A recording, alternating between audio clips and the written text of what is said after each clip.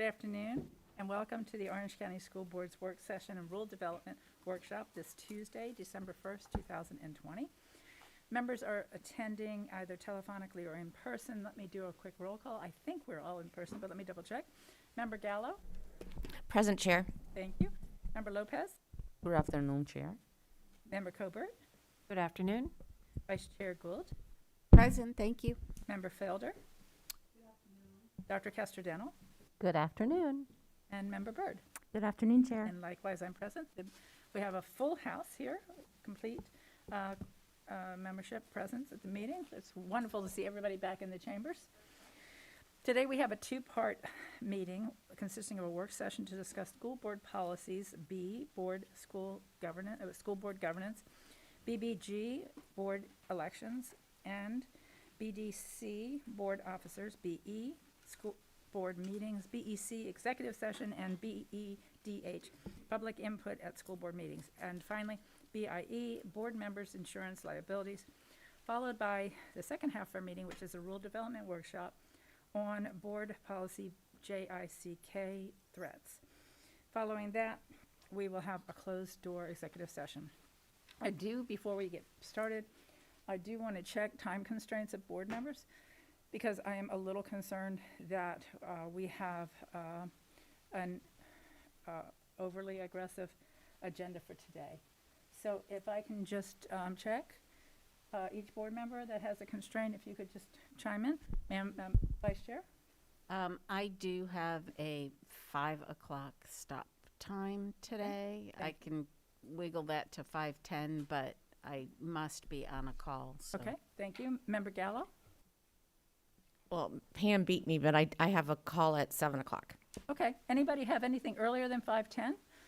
No, I have a 5. You have a 5? We Okay. have 5. So anybody have anything earlier than 5? And to be clear on this, Member Castrodental, leaving at 5 works for you? Yes. Okay. That's fine. So let's back into that. That means we need to have our executive session completed by 5. So I'm going to look to Dr. Vasquez for some guidance on how long we need for the executive session. I know that is guesswork, but,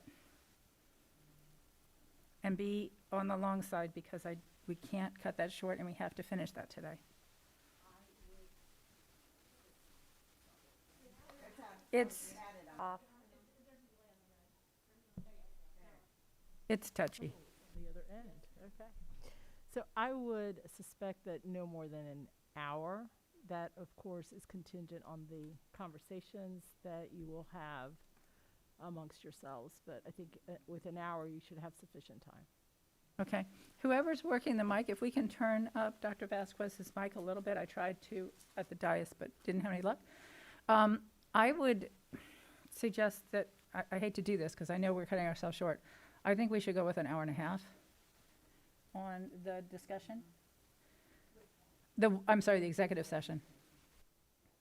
So that means we need to end this meeting at 3:30. Now, I could be wrong. You can help me on this, Council. Do we need to do the rule development workshop? I think is a greater priority from a time constraint. Is that correct? It is. Oh, sorry. I'm sorry, Council. I wasn't paying attention. Sorry.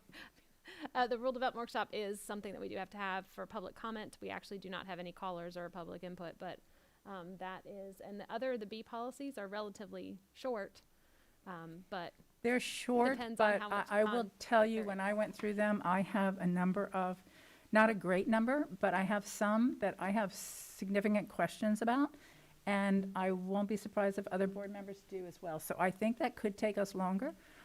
My expectation is that we will not finish all of the board policies today in the time frame we have. I hope I'm wrong, but I'd rather err on the cautious side. If that's the case, should we take JICK first? Okay, that's what I thought. So let's do that. And then the goal today will be to get through whatever we can get through comfortably. But I don't want this board, this is the first time we've taken up the governance policies since we've had this board, and the first time in many years, and I don't want any of us to feel that we were rushed through it, or we had to gloss over something, or you're not comfortable. So I would rather us take a little bit longer, have to come back in January and revisit the ones that we haven't reached consensus on. It's extremely important that we're all on the same page because this is about how we govern ourselves, so. All right, well, the same mind with that? Great.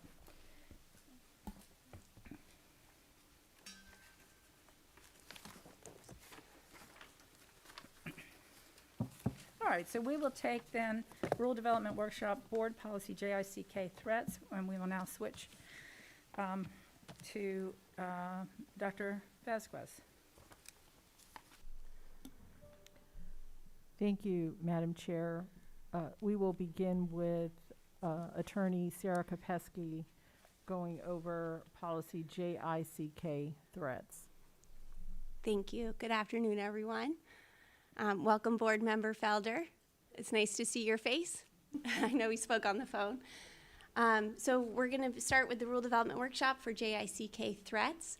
I do sit on the District Threat Assessment Team along with other members from the Legal Department, the District Police, ESC and 504 staff, mental health staff, and student discipline staff. So we are bringing this to you as a collaborative effort, and I am the person who got nominated to present. So our agenda this afternoon, I almost said this evening, sorry, it's a new time.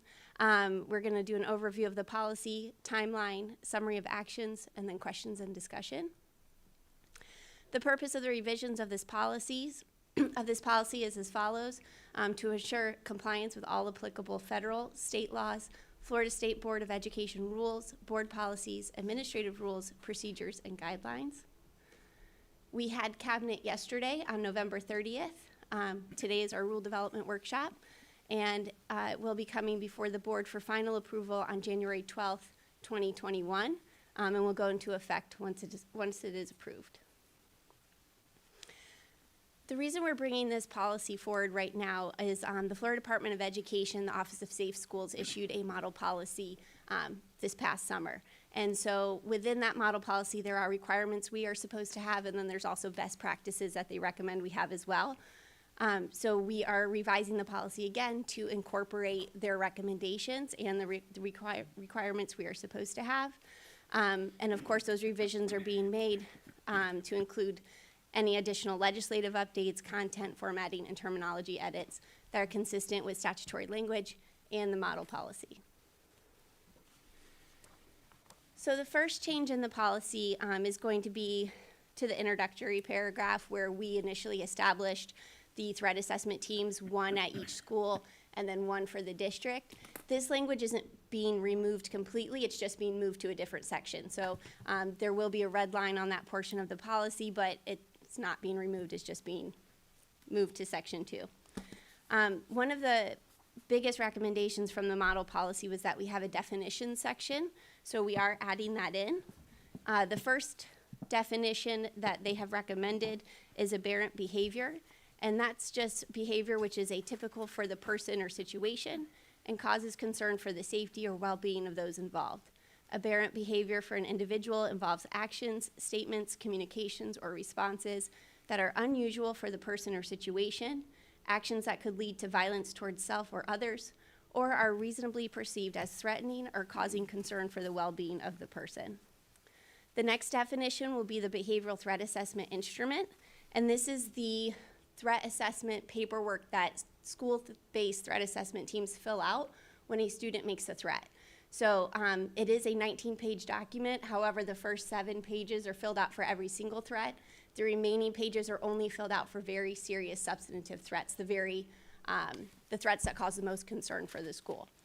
So we are required to use this as well as every other school district in the state of Florida, and that's a statutory requirement. So the behavioral threat assessment instrument means the standardized statewide instrument for threats to others developed by the department for use by all public schools, which addresses early identification, evaluation, early intervention, and student support. Throughout the policy, we are referencing department, and department will just mean the Florida Department of Education Office of Safe Schools. The next definition would be education records, and that comes from the model policy, and it essentially just cites FERPA, but it does say Education records or records means any records or documents, including information derived from those records or documents that are directly related to a student and are maintained by an educational agency or institution, or by a party acting for the agency or institution. In most cases, this includes student health and mental health records maintained by an educational agency or institution. Law enforcement unit records as defined by 34 CFR sections 99.3 and 99.8 are not considered education records. And again, that citation is to the Family Educational Rights and Privacy Act, which we call FERPA. The next definition actually comes from statute, so it wasn't in the model policy, but we do reference parent or guardian throughout the policy, so we thought it was important to define it. And it's a guardian means the person appointed by the court to act on behalf of a minor. The next definition also does not come from the model policy. The model policy does require threat assessment teams to discuss both threats to others and threats to self. But they don't elaborate a lot on the threats to self. So we wanted to include involuntary examination in here because our policy does address both threats to others and threats to self, and so we thought it was an important definition to have. So this definition was taken directly from statute, section 394.463, and it reads, the taking of a person to a facility for involuntary examination if law enforcement evaluates the person and has reason to believe, 1, the person has a mental illness, 2, the person has refused voluntary examination, if the person is 18, or the parent guardian has refused voluntary examination if the person is a minor, and 3, without care or treatment, the person is likely to suffer harm. Law enforcement officer. Again, this was not in the model policy, but this definition does come from Florida statute.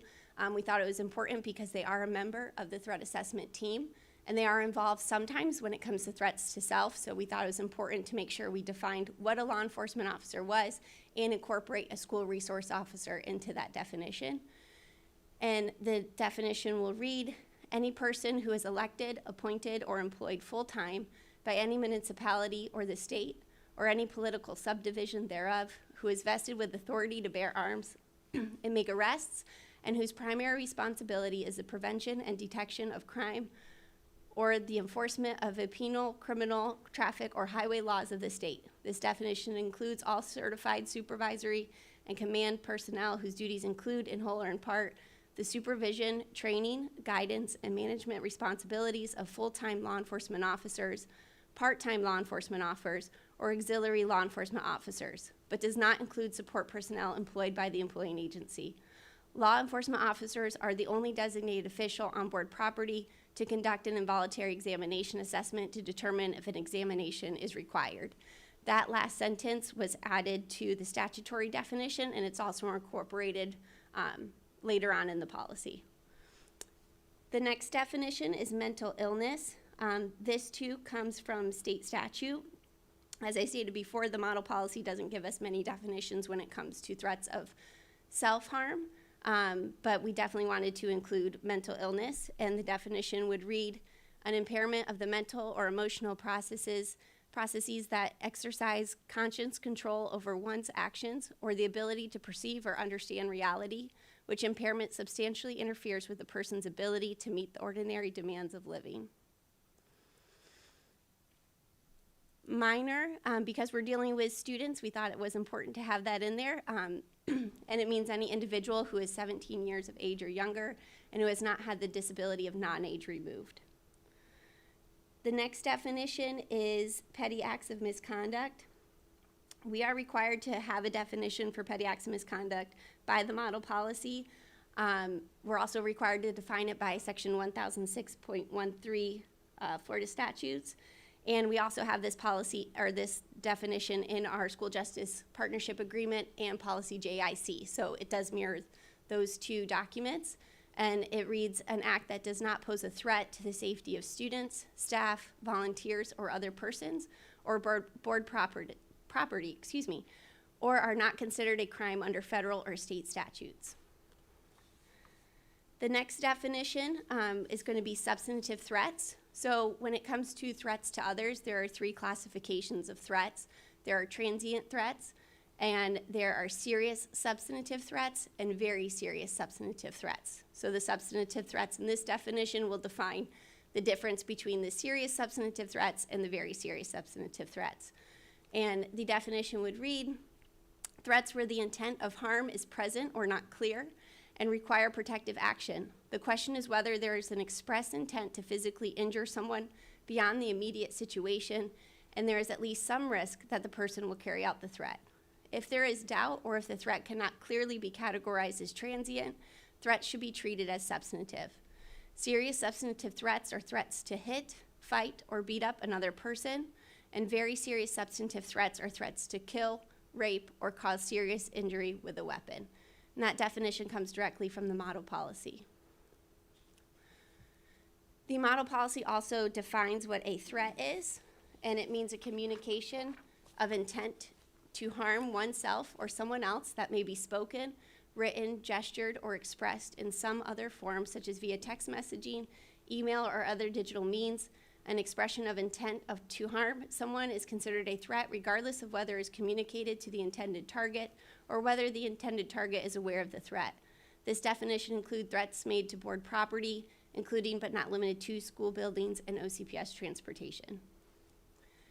Threat assessment is going to be the next definition. This definition does come from the model policy as well, and it means a problem-solving approach to violence prevention that involves assessment and intervention with students who have threatened violence.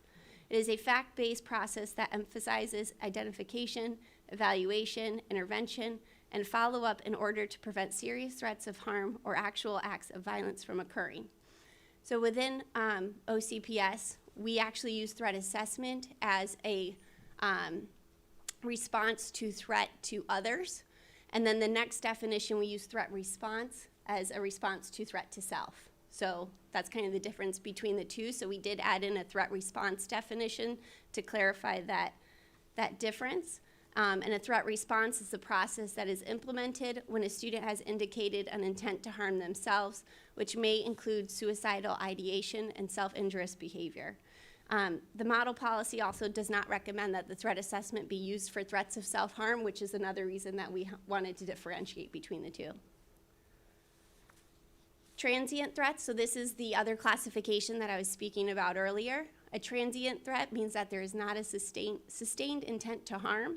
The critical question is whether the student or whether the person intends to carry out the threat or whether the threat was made in the heat of the moment as an expression of anger, frustration, or humor without intent to harm. Transient threats can be resolved with an apology, retraction, or explanation by the person who made the threat. So, and I can tell you in working with the district threat assessment team, majority of the threats we see are transient threats. So that's going to be the biggest group of threats that we see. Your smallest group is going to be the very serious substantive threats. And then the last definition is voluntary examination. And this means the voluntary consent and admission by a person who is 18 or older, or by the person's parent guardian if the person is a minor, into a facility for observation, diagnosis, or treatment for a mental illness. And that definition comes from statute as well. So the second section in the policy, the first section was the definitions. The second section is going to apply to threat assessment teams in general. So things that the entire team should be talking about, not just threats of self-harm or threats to others, but what their responsibilities are. And then this is also where that language from the very beginning is being moved to. So within this section is where a threat assessment team at each school will be established, and the district threat assessment team is also established. So we already had that language in policy, it's just being moved to this section. We are also adding language from the model policy that recommends that if there's not an SRO or sworn law enforcement officer available, then the school shall contact OCPS district police in order to ensure required law enforcement participation. So on the threat assessment team, we are required to have members with expertise in counseling, instruction, school administration, and law enforcement, and that's required by section 1006.07 Florida statutes. We've also had before in our policy any other board member deemed necessary by the threat assessment team, such as a staffing specialist or dean, could also be on that team. But the model policy did ask that we add in this additional language pertaining to the SRO should one not be available because they are a statutory required member. So under the procedures for threat assessment teams, previously we did reference that threat assessment teams shall follow procedures and guidelines set forth by the district.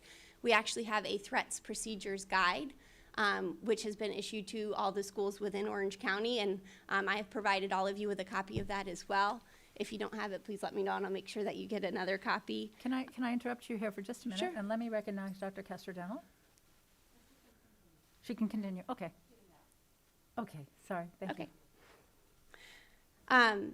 So we are referencing the threat procedures guide specifically within the policy, and we are recommending that we require schools to follow that because that is updated and follows the model policy as well as the training and things that the state has provided us with in order to follow this threat assessment process.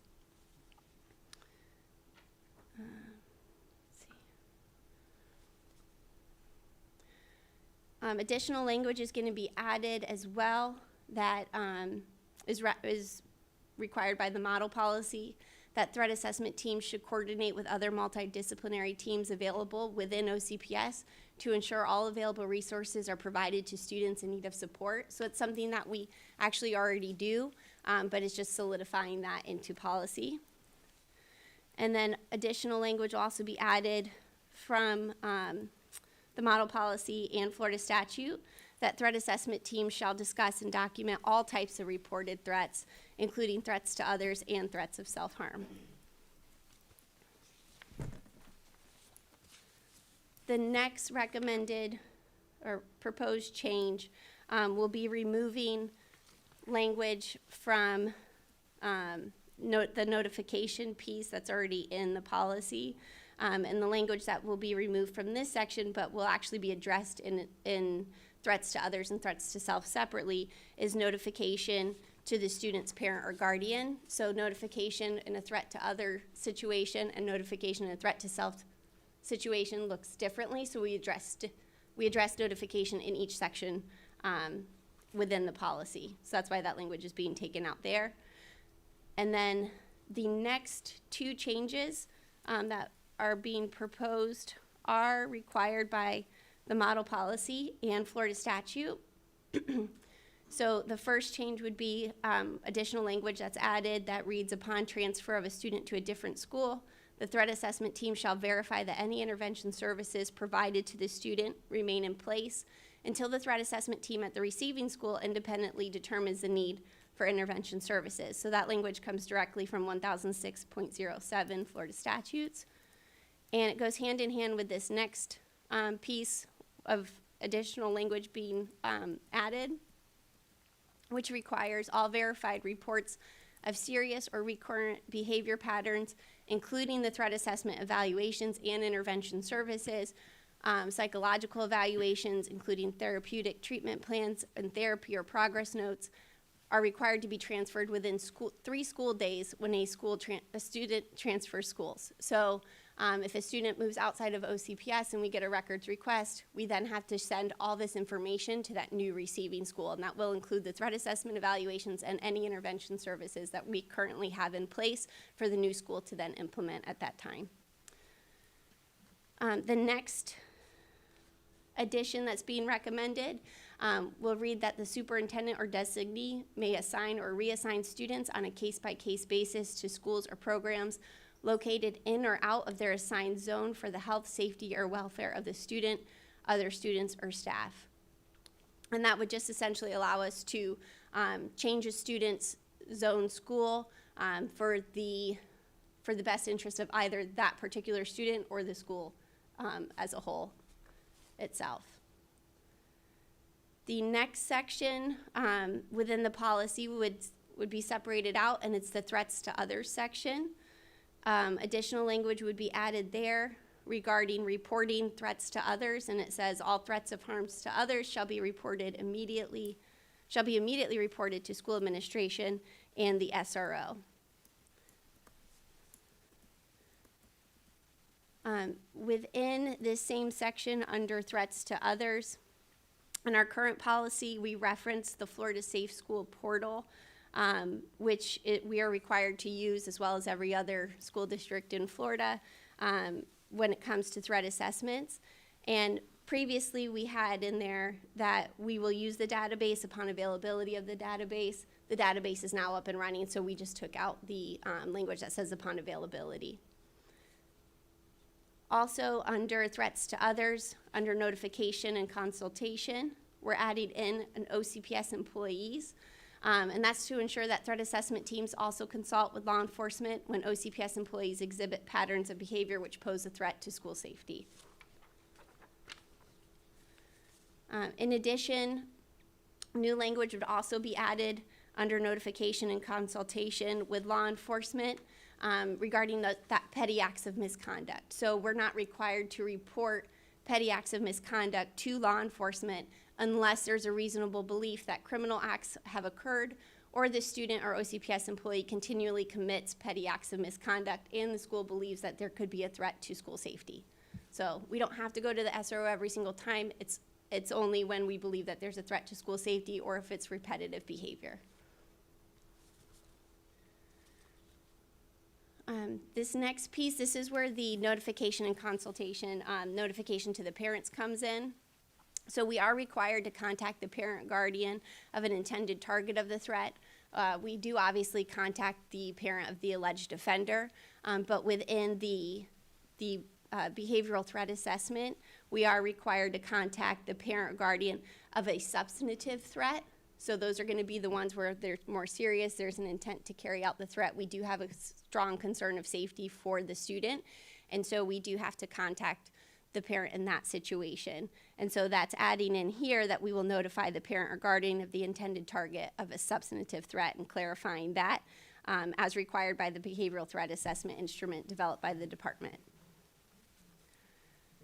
So under threats to others, discipline, sorry, I apologize, I'm trying to find my spot here. Under discipline and consequences, we are recommending new language be added, which was outlined in the model policy that states a threat assessment is not part of the disciplinary process. Schools shall follow the Code of Student Conduct to determine student discipline. Nothing contained in this section prohibits information learned during a threat assessment from being used in a disciplinary proceeding where appropriate. And that comes directly from the model policy. So although the threat assessment is not our disciplinary process, we're still going to follow what we've always done when it comes to discipline, but we may use that threat assessment in conjunction with the disciplinary process. So they could come together at that point. And then if an employee is found to have made a threat of harm towards others, we're going to refer the employee to law enforcement as well as professional standards. And they may be disciplined in accordance with board policies, procedures, and agreements. If any visitor, contracted vendor, or volunteer is found to have made a threat of harm, we're obviously going to refer that person to law enforcement as well. And we're also going to alert our OCPS district police. In addition, depending on the severity of the threat or circumstances surrounding the threat, that person could be asked to leave property, and they may also be trespassed from property, which we have authority to do either with our local law enforcement agencies, or we can work with district police in setting that up as well. To the new section, so we are adding in threats of self-harm, as I have previously stated. And under reporting threats of self-harm, if it's for a student, we are recommending language be added to the policy that reads, all threats of self-harm made by students shall be reported to school administration and the mental health designee. Unless there is a reasonable belief that the harm is imminent, then the threat shall be immediately reported to law enforcement and or emergency services. And that's depending on the circumstances of the threat as to who we go to. So we may go to law enforcement if, say, a weapon is involved, or we may go to 911 if the student has already attempted some form of self-harm. So we want to make sure we get them taken care of first if it is an imminent harm situation. And then for reporting threats of self-harm when it involves adults, so such as employees or a visitor on school property, we're going to want to make sure that we immediately report it to either law enforcement or emergency services, again, depending on the circumstances of the threat. So a threat to self-harm, as I stated earlier, we call it a threat response within OCPS, and all of our mental health designees have been trained on this terminology and the procedures for a threat response. Within this section, we also had language that was already in our policy that fit really well under a threat response. But again, it referenced policies and procedures established by the board. So here we're changing that language and we're saying specifically the threat procedures guide. In addition, it said that we should engage in behavioral health crisis resources. This may include, but is not limited to. And previously it said mobile crisis teams and trained and and school resource officers trained in crisis intervention. Florida statute actually requires us to also do de-escalation strategies such as a suicide screener, so that language is being added in. And then we changed school resource officers to law enforcement to coincide with the definition previously for law enforcement officers. And then also under this section, which is required by 1002.20 Florida statutes, which went into effect this past summer, the principal or designee is required to immediately notify the parent guardian. I'm sorry, I'm reading the wrong part. The principal or designee is required to contact, is required to verify de-escalation strategies and ensure that an outreach to a mobile response team has been initiated before contacting law enforcement for some sort of involuntary examination assessment or something like that. So we do have steps in place where we're going to first do de-escalation strategies such as that suicide screener. We're then going to contact mobile crisis response teams, and then if none of that seems to be working and the student is still in crises and we believe that they need assistance still, then we will go to law enforcement for help. But we are required by statute to do those steps first before consulting with law enforcement. And then as far as notification to the parent, the recommended language reads, the principal or designee shall immediately notify the parent or guardian of a student who makes a threat of self-harm as outlined in the threats procedures guide, unless such notification will cause a delay that places a student or another in imminent danger. And the next portion also goes with a notification to parents, and this portion also comes from section 1002.20 Florida statutes, and basically just says that if there's suspected abuse within the home, then we can actually delay notification to the parent for up to 24 hours. We're also mandatory reporters, so if we do have suspected abuse within the home, the school is going to make an outreach to DCF first, and then we will defer to DCF as to next steps with consulting or with notifying the parent. But the statute does allow us to delay that notification if there is a belief of abuse and a report has been made to the Central Abuse Hotline. There's also additional language that comes from the same statute. Basically, although we have to do these intervention steps first, the de-escalation and the mobile crisis, and we can contact the parent, that does not supersede a law enforcement officer's ability to conduct a Baker Act assessment. So if law enforcement decides that they're going to step in and take over, we have to let them do that because we're statutorily required to allow them to take over and do an involuntary examination, which they have the authority to do under Florida statutes. And then as far as the involuntary examination assessment section, we are recommending that law enforcement officers be the only officials on board property that can conduct an involuntary examination to determine whether an involuntary examination is required. And with that, revisions, the next steps would be revisions to the internal procedures if needed, and training for OCPS employees regarding revisions to the policies and new procedures. And I'll turn it back over to Dr. Vasquez. Thank you. Madam Chair, that concludes our presentation for JICK threats. We stand ready to answer any questions based on the board's discussion. Thank you, Dr. Vasquez. And let me just reconfirm before I open it up to board discussion that we do not have any public comments at this time. That is correct. No, All you right. did not receive any via email or on the phone or in person. All right, thank you. So let's then go to Dr. Castellano. Thank you, Madam Chair. And thank you, Ms. Kopesky, for that presentation and all the work that you've done on this. Thank you. I have a number of questions, and they really concern the threats to self, as I understand the importance of serious intervention with students and threats who pose a threat to others. My questions are not regarding the ones who are posing threats to others. And my comments also pertain to mainly the involuntary evaluation of children at school as distinct from as adults.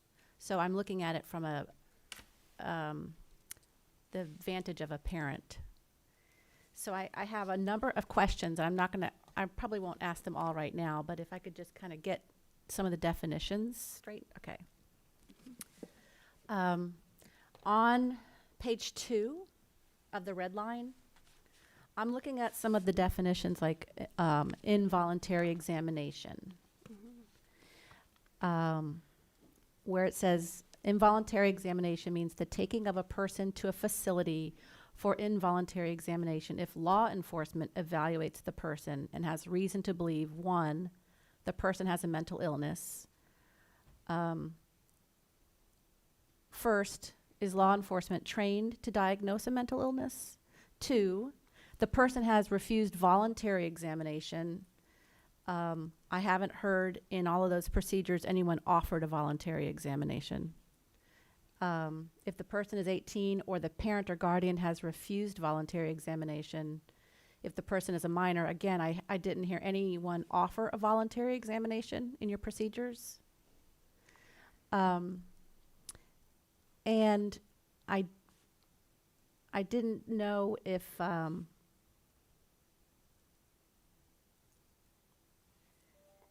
those were in your procedures or if they were just assumed in there, or when there's a step when people might be given the option of a voluntary exam.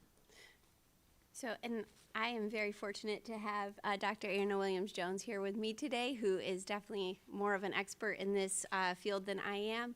But I can tell you that once we go through our procedures are, we have OCPS staff is normally the first step. So we're gonna do that suicide screener. We're gonna sit down and talk to the student, and so we're gonna make sure that we have that step first.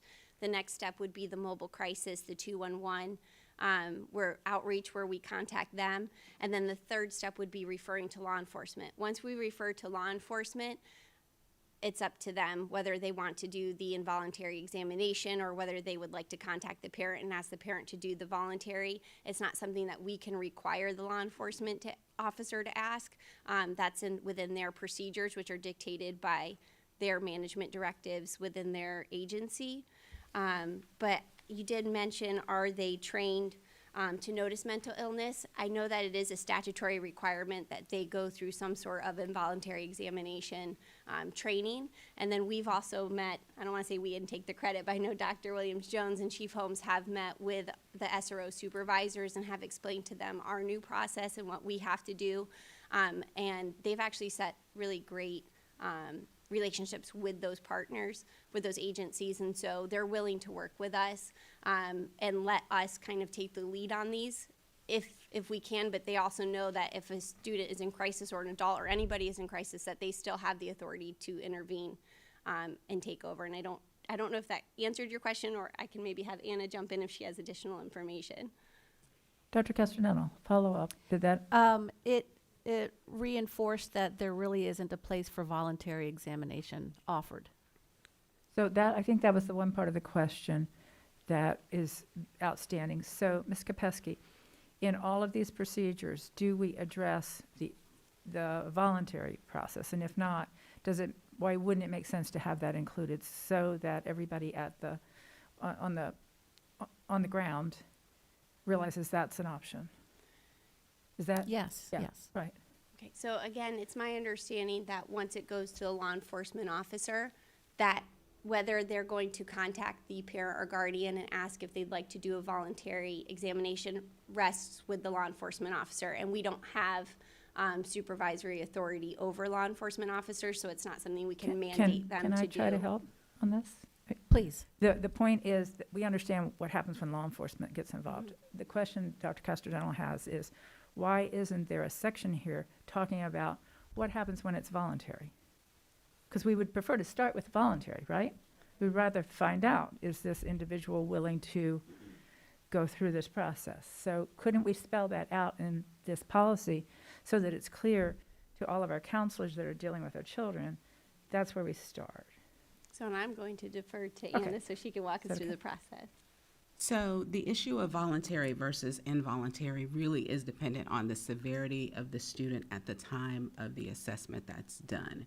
And so if after we have gone through the process of engaging mobile crisis and all of that, and there still appears to be a significant need, then at that point it's going to be a law enforcement call. We do, for students who are less severe, as based on the Columbia suicide screening as well as the mobile crisis intervention, give parents the option to seek additional assistance by using the voluntary examination. It is not spelled out in policy, so if we want to add a section to do that, it's definitely something that we can do, but that is just how it works. It really is dependent on those initial pieces, because we go through a lot of assessments with students who are of concern but are not in imminent danger. And when we engage law enforcement, after we've done all of those other steps, we still feel like that student presents a significant threat to him or herself.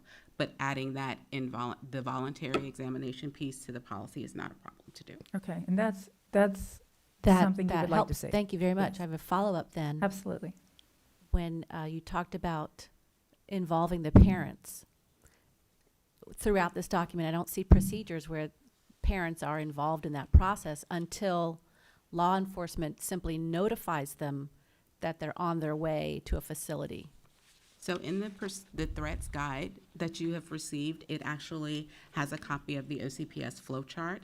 And at the beginning of that process, it indicates that we notify school administration and we also notify the parents at the beginning before our screeners and assessments begin.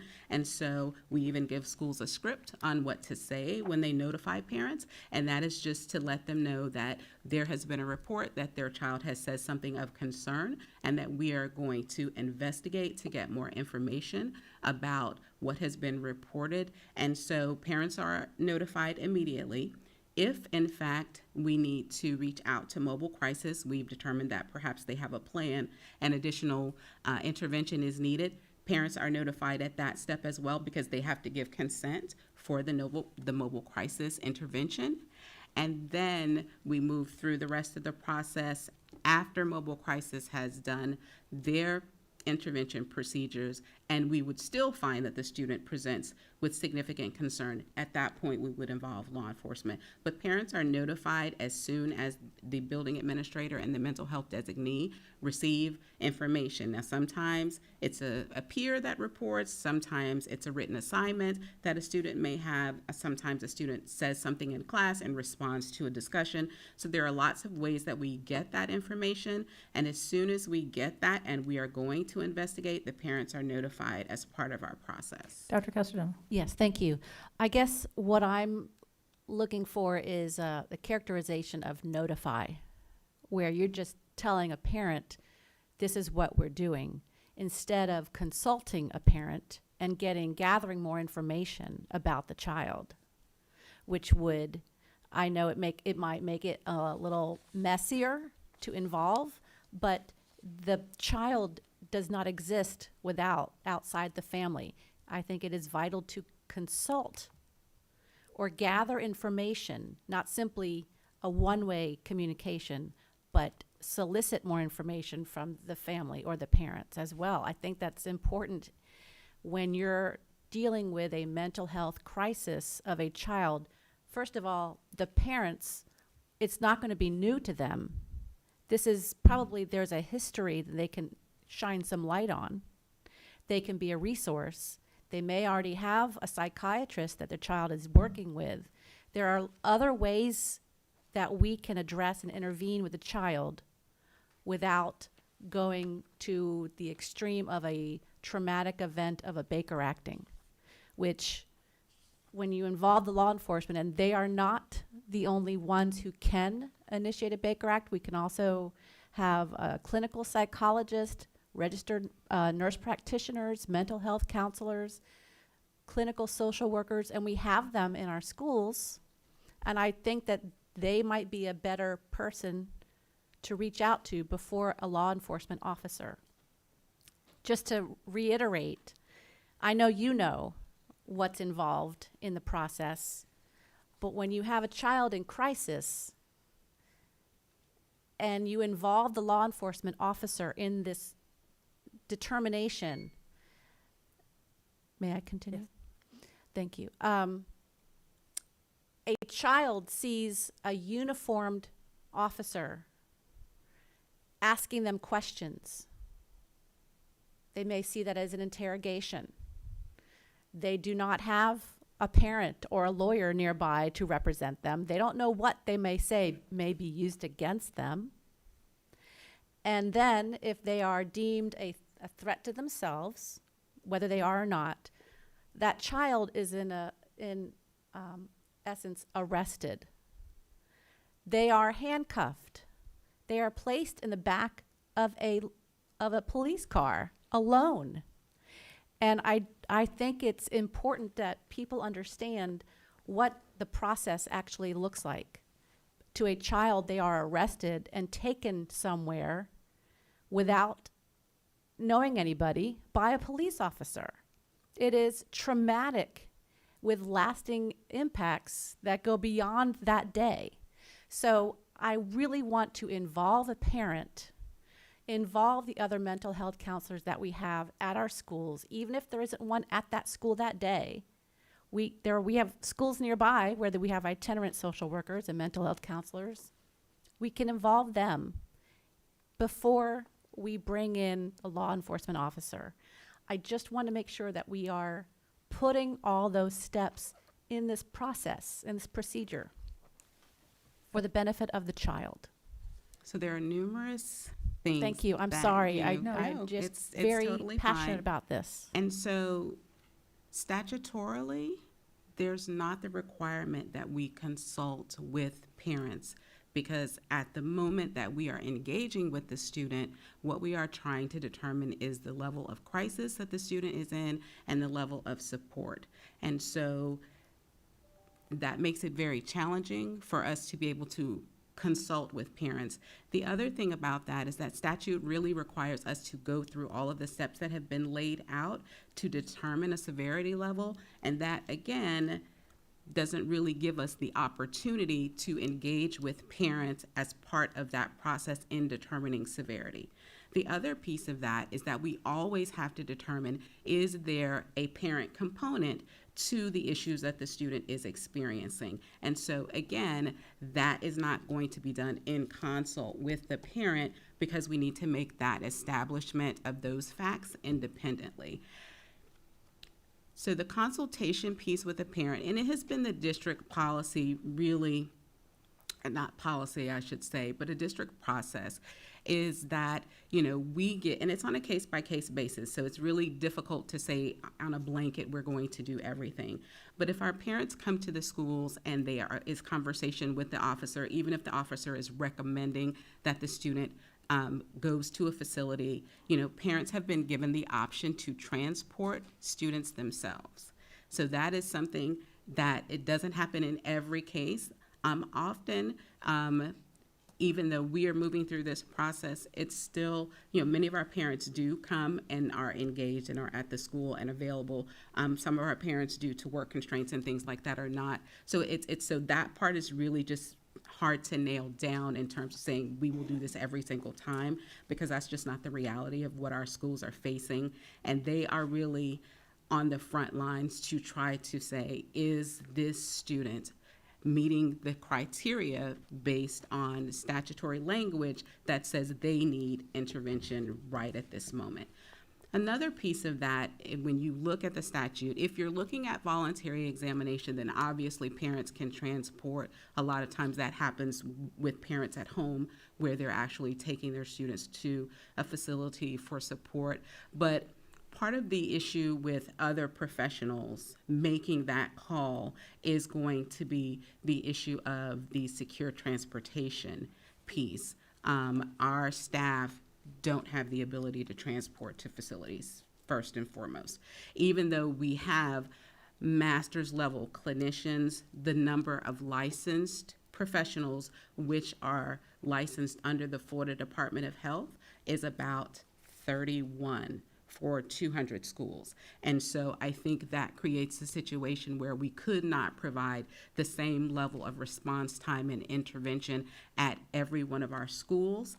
And with the new processes that we have, law enforcement is not working independent of the process, because we have worked with the supervisors in the various municipalities that support our schools, and we have worked with our district police who understand what our flowchart process is. It is a collaboration. So the officer already knows that there has been a suicide screener done by the school. They already know that 211 has been involved, and we have information from there.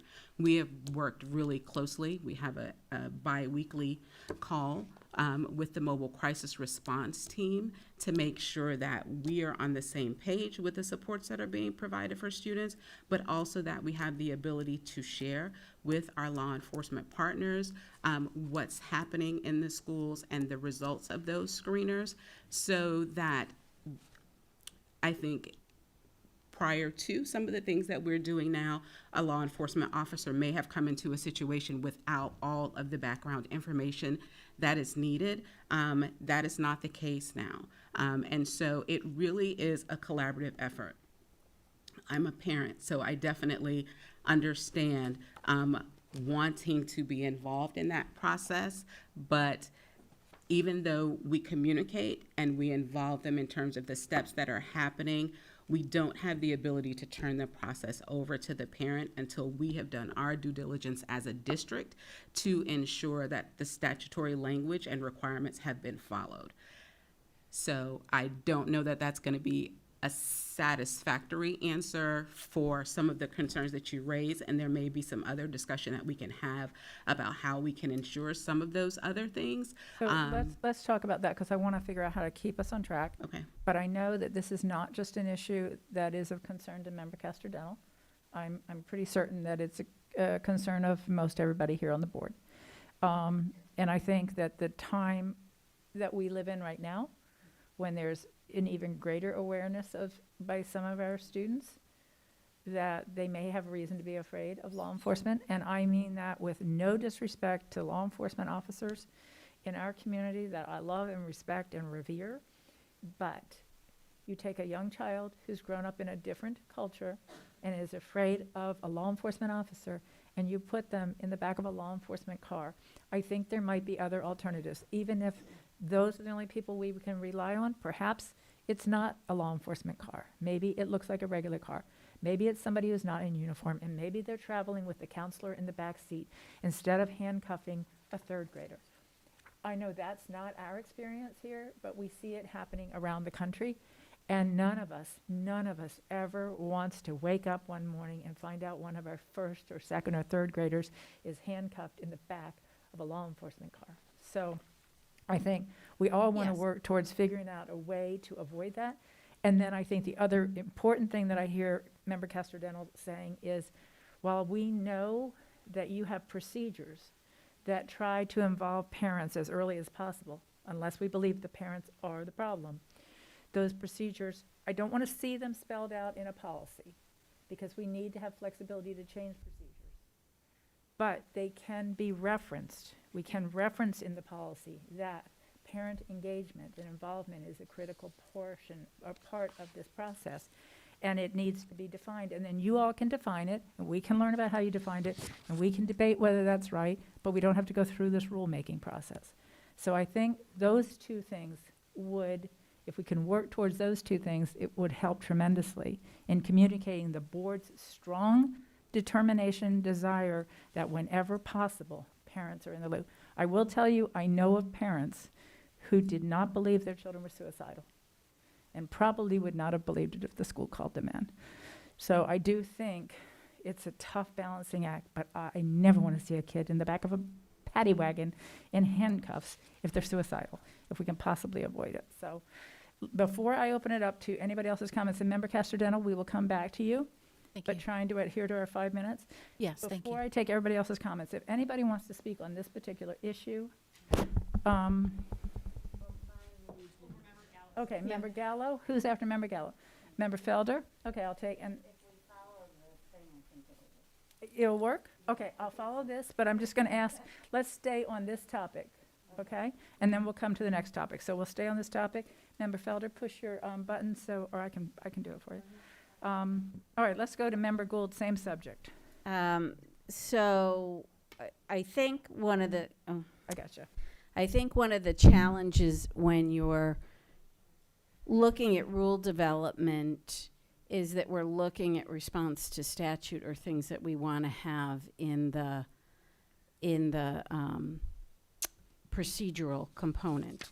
It does not incorporate actually the flow of how, in general, our students flow through. So I want to make that clear on the public record because I think that's confusing because we're talking about in response to statutory regulations that we're going through this policy. There is so much more to our mental health interventions than what is written within this, within our procedures, which respond more to day-to-day life. So I don't want everybody to think we wait for kids to get in absolute crisis and then, you know, whip out this procedure or this policy, this rule development, and this is all that has happened. I think it's important, since we're in this context, to be able to talk about all the things that kind of lead up to that before we have that kind of intense crisis that we're talking about in these interventions. So it may be helpful for the point of this discussion so that we don't end up in just the narrow scope of these particular words and these particular response to the statute, for you to talk about the landscape of our mental health support, including the clubs, mental health first aid, the interventions that we go through prior to discovering, and it's not a catch-all for all kids. Kids are very quiet, especially if they have suicidal ideation. For the most part, it's a surprise. They can be the most gregarious kid on campus, and as I know and have experienced, and be the life of the party on campus and go home and be severely depressed and take their life that very night. So it's really, I think, important, though, to understand the entire landscape, and that this is only a component that we're responding to within statute, but it's not the be-all, end-all of the support system for our kids. That said, to reinforce what Member Castor-Dental was saying, is I don't want us to stay in the borders of this policy either when it comes to every resource we can bring to a child, including their parent, providing it's safe to bring that child's parent in on it, because sometimes that is the issue.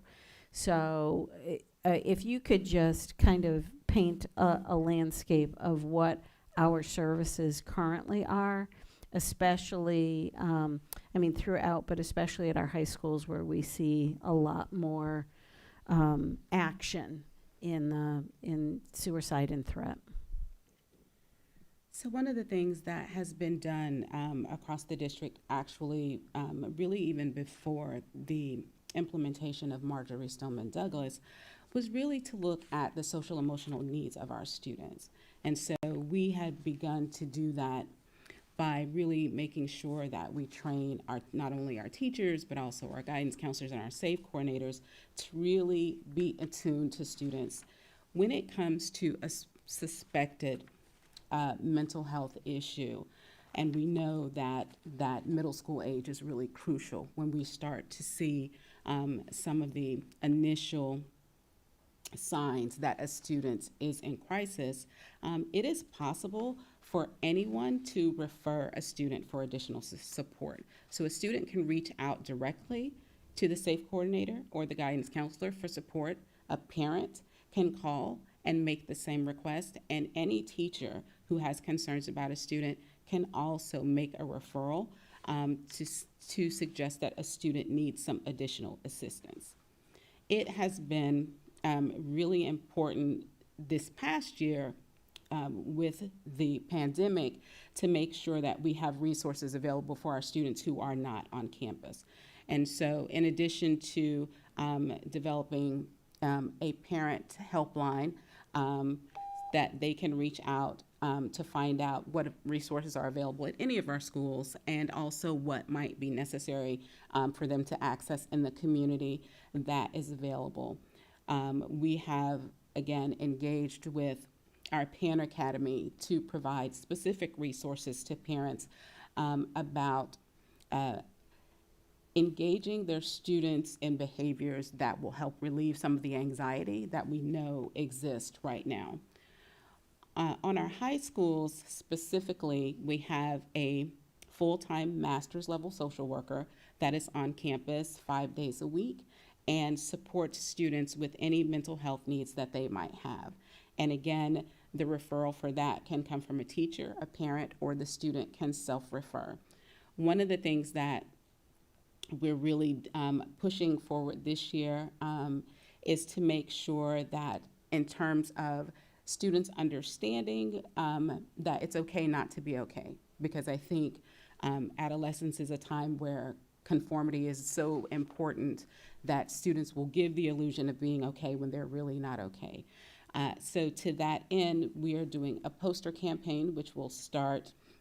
We have just received the posters. We're really excited about that. That will go out to all of our schools, K through 12, which really sends those messages that it's okay not to be okay, and who do you contact. Additionally, the additional suicide prevention posters, which will be all over our campuses, arrived yesterday, and so those will in be the bathrooms. in the bathrooms. Those will be going out to schools this week.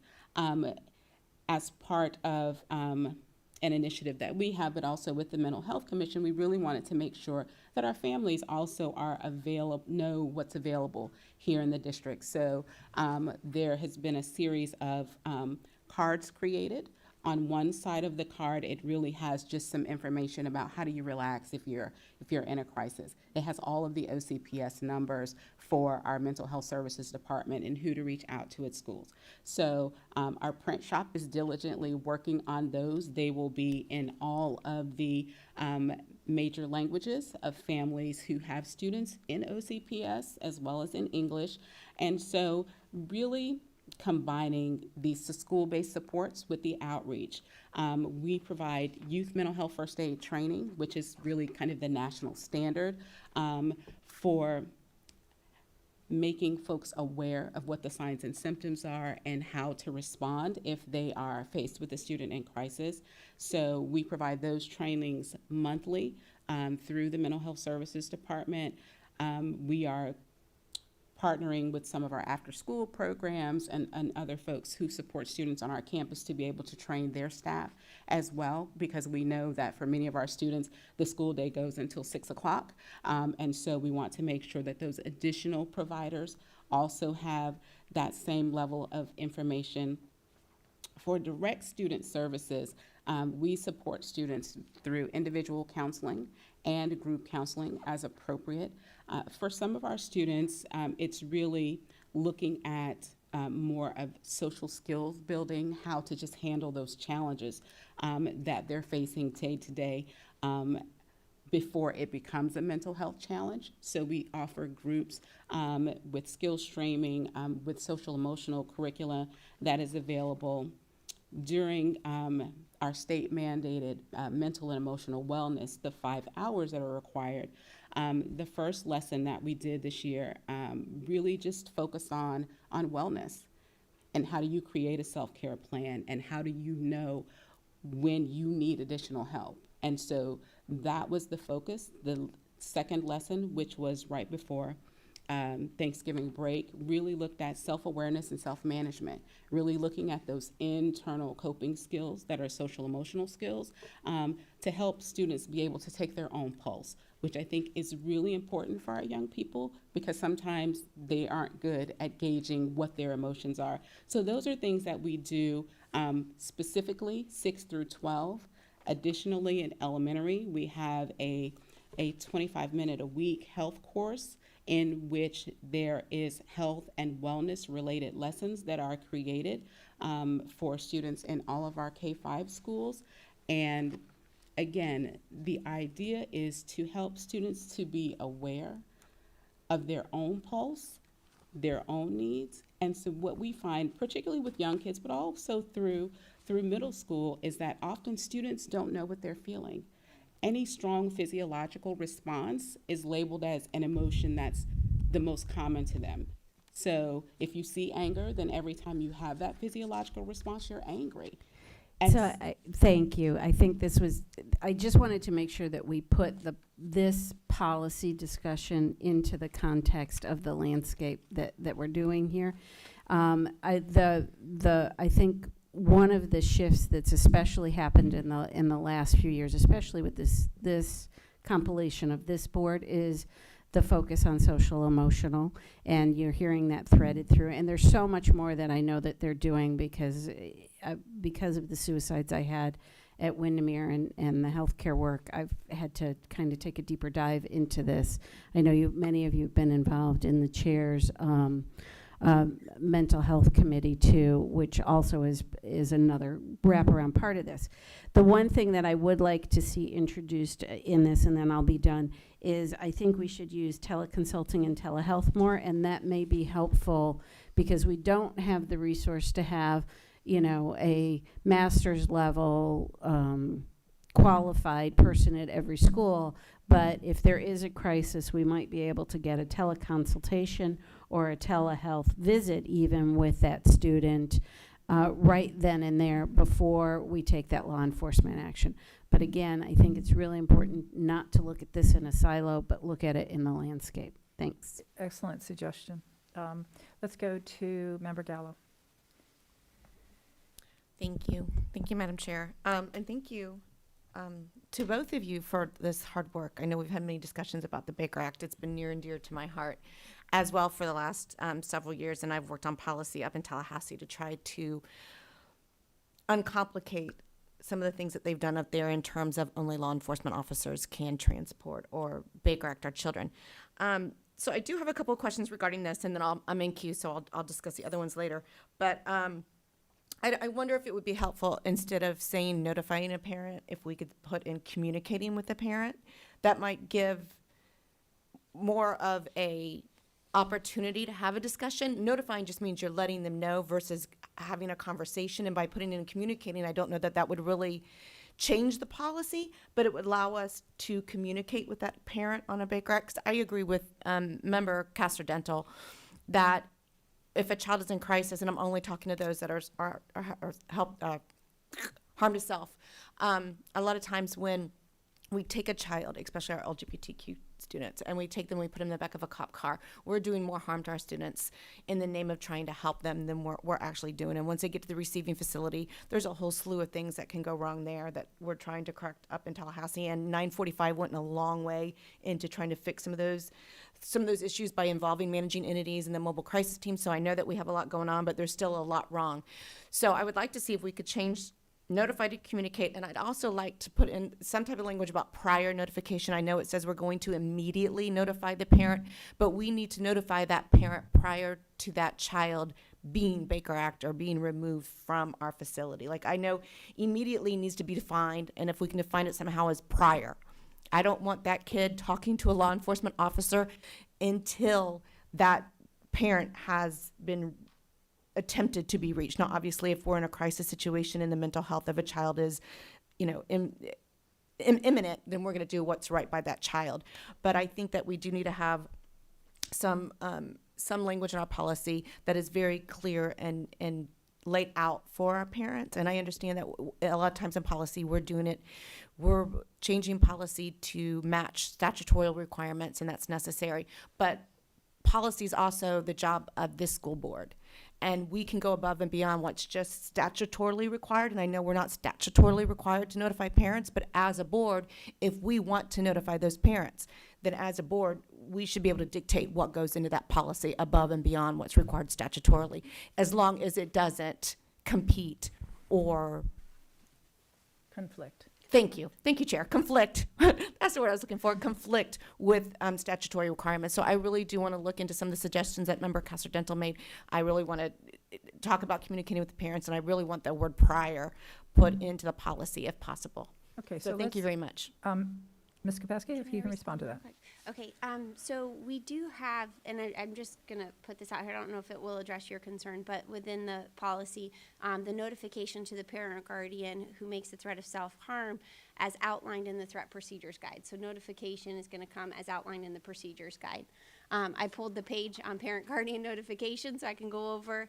We list 5 times that the parent is to be notified. So schools, like I said, do have a copy of this, as well as the mental health designees are trained on this. So the first time will be immediately following the threat of self-harm or exhibiting self-injurious behaviors. And again, that has a little caveat there if there is suspected abuse within the home. Number 2, for the completion of the parent acknowledgement and resource form. Number 3, for the parent guardian consent to contact 211 if applicable. Number 4, if the student is removed by the SRO under a Baker Act. And number 5, to schedule a reentry meeting if a Baker Act was initiated. So we do have that detailed in the threat procedures guide, which is referenced in the policy when we notify a parent. So notification is to be in compliance with that. Madam Chair, can I Yes. follow up? So in the, I think it was the 3rd bullet item or the 4th bullet item on there, when it says an SRO removes a child from the facility, can we put the word prior there? Can we put the word prior to a child being removed from the facility? We make sure there's contact made with the parent. We can definitely change the procedures Okay. guide. We can change the policy as well, but if we change it, we'd have to push back the adoption of the rule. That changes it substantively, the word prior? Yes. It does, okay. I think we're probably going to be there anyway, Yeah. to be honest. Thank And you if so much. If you can tell me if we have a hard deadline that we need to be aware of. No. Okay, just want to make sure. Sometimes we have a statutory deadline, and it means we have to get it in, even if we're not finished. I just wanted to confirm that. One concern I have about the word communicate. I like the word, I like the connotation, but I'm also concerned that communicate means that that other person was, we didn't just notify them. We know that they got notified and we had communication. And we may have a situation where that child, we're very concerned that they're going to commit suicide when they walk out the building before they get home. And we've seen children hung from a tree in their front yard. So we know these things can happen. And if communicate means that the parent has to be available to have that communication, answer the call and communicate with us, we may lose that opportunity. So I think we need to balance that goal, Member Gallo, that you have, that I have, that we all have, with the reality that we also have to have the ability to make that call. Notify means I've left you a message. I can't guarantee you got it in time, but I'm not going to let your child not make it home today because I couldn't get you on the phone. So I think we got to figure that out, how we do that. I would also suggest that while I know this is the threat assessment policy, and that's what we're focused on, I think that we could start this policy by acknowledging that there are a whole host of efforts that, and these aren't the exact words, that are underway to avoid the need for ever implementing this policy. And that may be a separate policy somewhere. We never want to put in policy procedures that we need to have the flexibility of changing. But we can put in policy that we will have an array of mental health services at our schools and the types of things that you talked about in broad terms. And if we could have a preface in this section that says that this is our threat assessment policy, but in order to avoid having to use this, these are the things that we expect and are have put in place. Something along those lines that puts this in a better context. And included in that is communication with family members to make sure that we're working together as a team to support our kids. All those things that are important to us could be a statement in the introduction to the threat assessment policy. Just a thought. Okay, so let me go to Member Felder.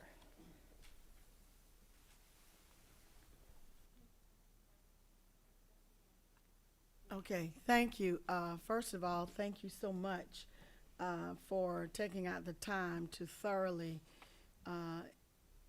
introduce or review to the board your threat assessment policy.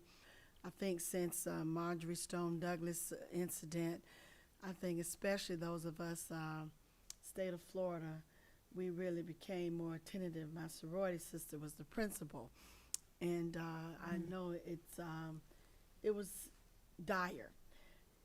We mentioned something back before we dealt with the mental illness about the police and children in police cars.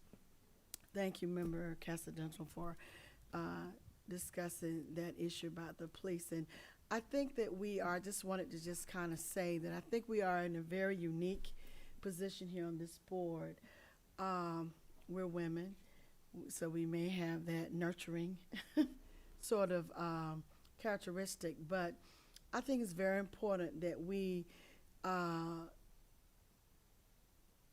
make sure that our children view law enforcement in a more positive light.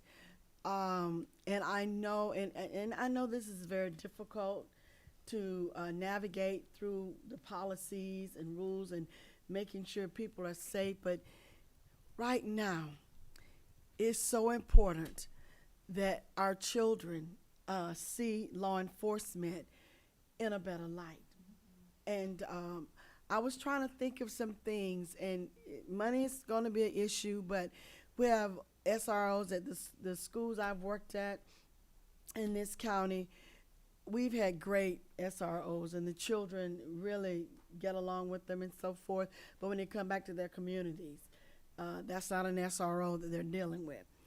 And so I'm just thinking that perhaps as board members, I know listening to what you're saying, when I have my little town hall meetings with some of the members of my constituency, I'm going to want to talk about the police and children and in school and this sort of thing, because with COVID, and I know we know this, mental illnesses, I think the cases probably have skyrocketed in ways that we never imagined, with not just children, with parents, with teachers, with a lot of people. But I'm hoping that we really can, and you said a lot, and I can't take it at all at this point in terms of the policies, but somewhere when we deal with police officers and our children, that we have to be able to communicate in a more positive way their role. And maybe there needs to be more communication with the law enforcement and school board or the schools. And I know people always talk about money. Someone's got to look beyond money and look at what's right and what's better. Because I think that we're in a unique position. We're the fourth largest district, and I say it all the time 'cause I'm so proud. We're the fourth largest district in the state, the eighth largest in the nation. That's my most proudest statement, the eighth largest in the nation. That it's incumbent upon us. We can't sit back and just watch and then react. We have to be proactive, because I'm telling you, I know everybody feels some kind of way about their district. I really feel some kind of way about my district, because I grew up in the district, and I know that it is not positive feedback with police officers, and it has to change, because we need policemen. We need them. So I'm hoping that maybe this district, maybe this board, this time around, we can set a different type of precedence in terms of how we communicate with parents, students at the school, and principals and SROs and the city of Orlando and the county, and how they police and what we're supposed to be doing. Because schools, whether people want to accept it or not, the school board is a very powerful, powerful magnet right here. We are. And people move in communities because of schools. And schools are the way they are because of boards. I'm just learning that, but I kind of felt it, but now I really know it. So I'm grateful that you've taken out the time to develop these assessments and given us an opportunity to hear, to discuss, but I am very serious about coming up with, I don't know if the word is the right word, policy or what, but to deal with how we handle policing and with our children and students in our schools. Because it can be we could very well at any point have a George Floyd or Breonna Taylor. We can. And I'm concerned that we don't ever have that. So I just wanted to make that point. So thank you so much.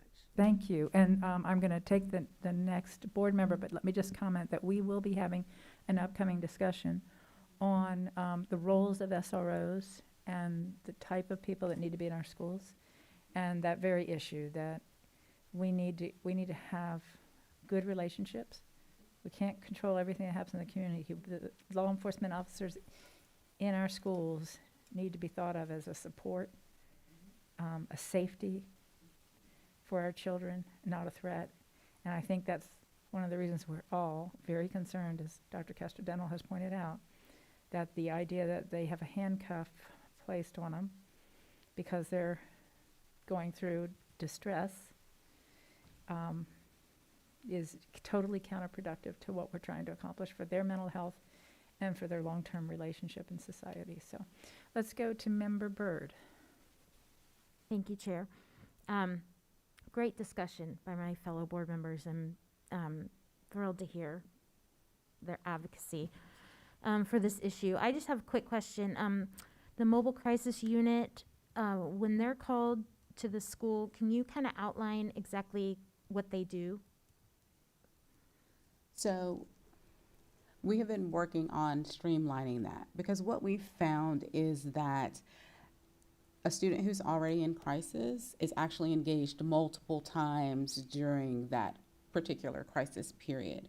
So the process that we're working with now is that once we get consent from the parents to actually involve mobile crisis with their child, then that person, which is a therapist from Devereaux, reports to the school.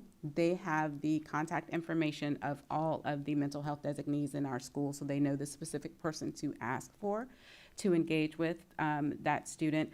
They have a conversation about the initiating event and the screening material and de-escalation that has already gone into place. And so they're really kind of given a summary of what's happened before they engage with that student. So then they have more conversation. It really is looking at, what are their coping strategies? What supports do they have in place? And they are going to be then given another suicide screener. That is part of the mobile crisis protocol. So then they're going to engage with that student and really looking at those two different screeners, which are, probably going to have a little bit of a time difference in there, an opportunity for a student maybe to reflect, to think about those positive aspects that are in place for them, what their resources are, who their supports are, and then they're going to, the mental health designee at the school and the therapist from Devereaux, really then come to a consensus about, is this student at a point where we can then release them to the parents with feeling that, knowing the parents are going to get the parent acknowledgement form, which will give them additional resources and guidelines for home, keeping things out of the way and monitoring the students, that time span to connect them to a mental health professional who can provide ongoing support is really there. Or if they feel like after this process has been completed, that sending the student home would be a risk, and that additional engagement for an actual assessment for involuntary examination is where they need to go. So that is how the process works at this point. And so we have been, like, as I've said, meeting with the Devereaux team that manages mobile crisis, putting additional documentation and forms in place, and then doing cross-training for our team in OCPS in terms of our school-based folks as well, to better understand what should happen when the mobile crisis response person arrives on a campus, and also so that that person is aware of what the OCPS processes are and things that have already been done before they arrive to that point. Thank you. And I have another question following up on that. The parents have to sign permission to contact 211 to get the mobile crisis unit to the school, you said, right? So they give us a verbal consent. A verbal consent. Okay, what happens if they don't give you a verbal consent?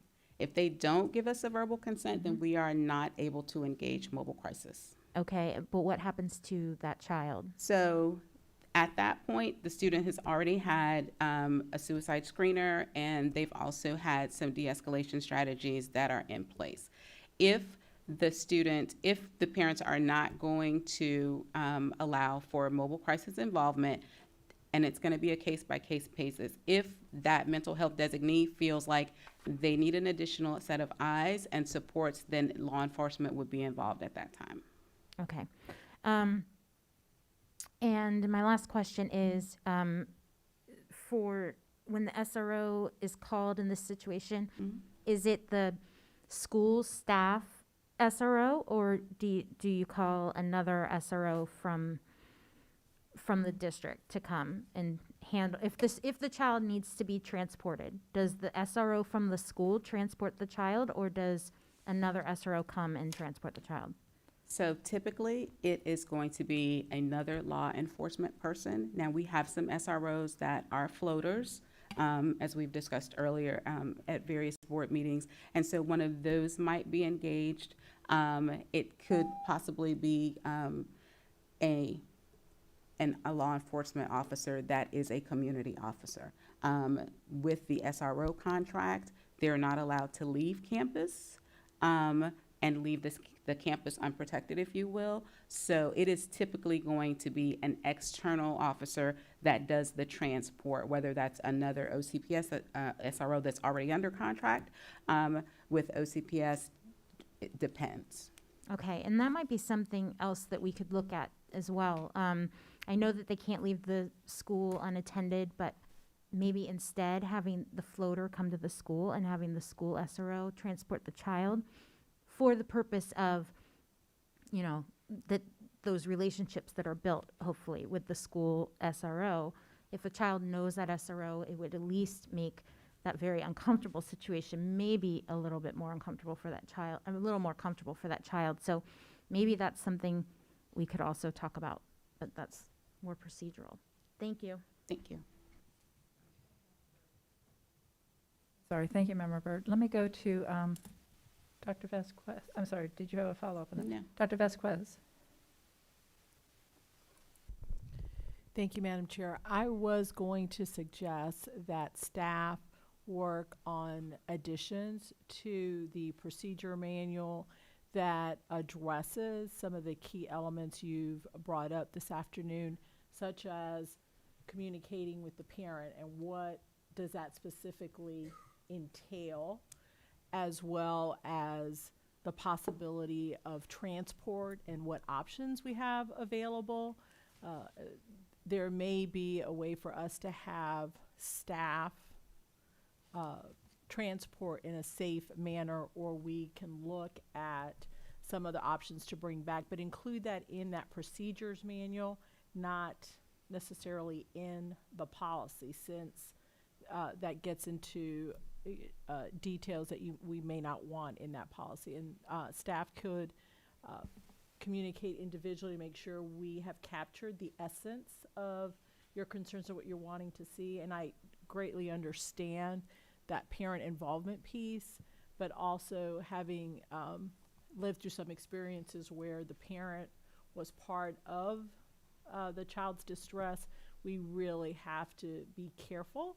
But I do believe we can put things together in that manual that will address the concerns that you've brought up this afternoon. So Dr. Vasquez, as a follow-up to that, do you have any problem with the policy referencing that there shall be a procedures manual that addresses the interaction and communication with families or something along those lines. And that policy, or that procedures manual will come before the board. And I don't want to make it in the rulemaking. I just want the board to be able to see and approve that procedures manual. Since we don't have a timeline Right. that we are running up against, that's fine. And I believe we did hand out a copy of the procedures You manual did. to all of the Yeah. board members. Yeah. So absolutely, we can. Okay, so follow I think that might be a way to kind of incorporate that in policy, but leave all the flexibility that we need to make changes without a very cumbersome process as we learn and grow and make improvements. So give that some thought. Let's do this. We have Member Gallo, Member Lopez. I want to know, we are less than an hour away from concluding. I want to know new issues, because I don't think we're going to finish this policy today, but let's get the new issues out so that the next time we come back, hopefully we're poised to address those. Member Gallo. Thank you, Madam Chair. So I have just a couple questions regarding to the policies. In the beginning of the policy, you mentioned abhorrent behavior, and that was part of the model policy. Words like abhorrent and others, are those defined in the procedural manual or student code of conduct so that parents are very clear on what those definitions are and examples of that type of behavior? So this is defined in the threat procedures guide. We also have a definition section in there as well. It is not in the Code of Student Conduct because this is something that came along after we adopted the Code of Student Conduct, but it is something we can look at for the following year to implement, if that's something the board would like to do. So how would a parent currently find the definition to abhorrent behavior? So if we include it in the policy, it would be in the It policy. would be in the policy? Okay. Mhm. And then it's also in the model policy. And speaking of the model policy, I just want to make one statement real quick. We're not on a timeline, but we are required by statute to be in substantial compliance with it. And so I just wanted to put that out there. But it is in their model policy. It's also going to be in our policy if it is adopted, or when it does get adopted. It'll be in the procedures guide. And then, like I said, we can look at adding it to the Code of Student Conduct if needed. And then I just got a few more questions, and you can just kind of answer them at the end. You said that the portal is open, so I want you, when I'm done asking questions, to briefly kind of go, we didn't know what that looked like for a long time. We were asking questions like what type of information they're collecting, we didn't know because the portal wasn't open. So if you could just briefly just tell the board what's included in that portal, and if this harm to self, the Baker Acts, do we have to report those, or if we even suspect that there's a harm to self? I want to know exactly how much data this portal is collecting so that our parents are very clear on the amount of data that this portal is collecting. And then I also wanted to know if our SROs, if all of our SROs on our campuses are CIT trained, crisis intervention training, if they've all received that, because if they're going to be the ones that we've dictated on campuses determining if a child will be Baker Act or not, we need to make sure that they've been trained in de-escalation techniques and in that CIT training. The last time I asked, they weren't all trained. And then finally, mobile crisis teams, would that be a solution to transporting our kids? Would they be allowed to transport to the receiving facility, and could that be an option other than a police transport to a receiving facility?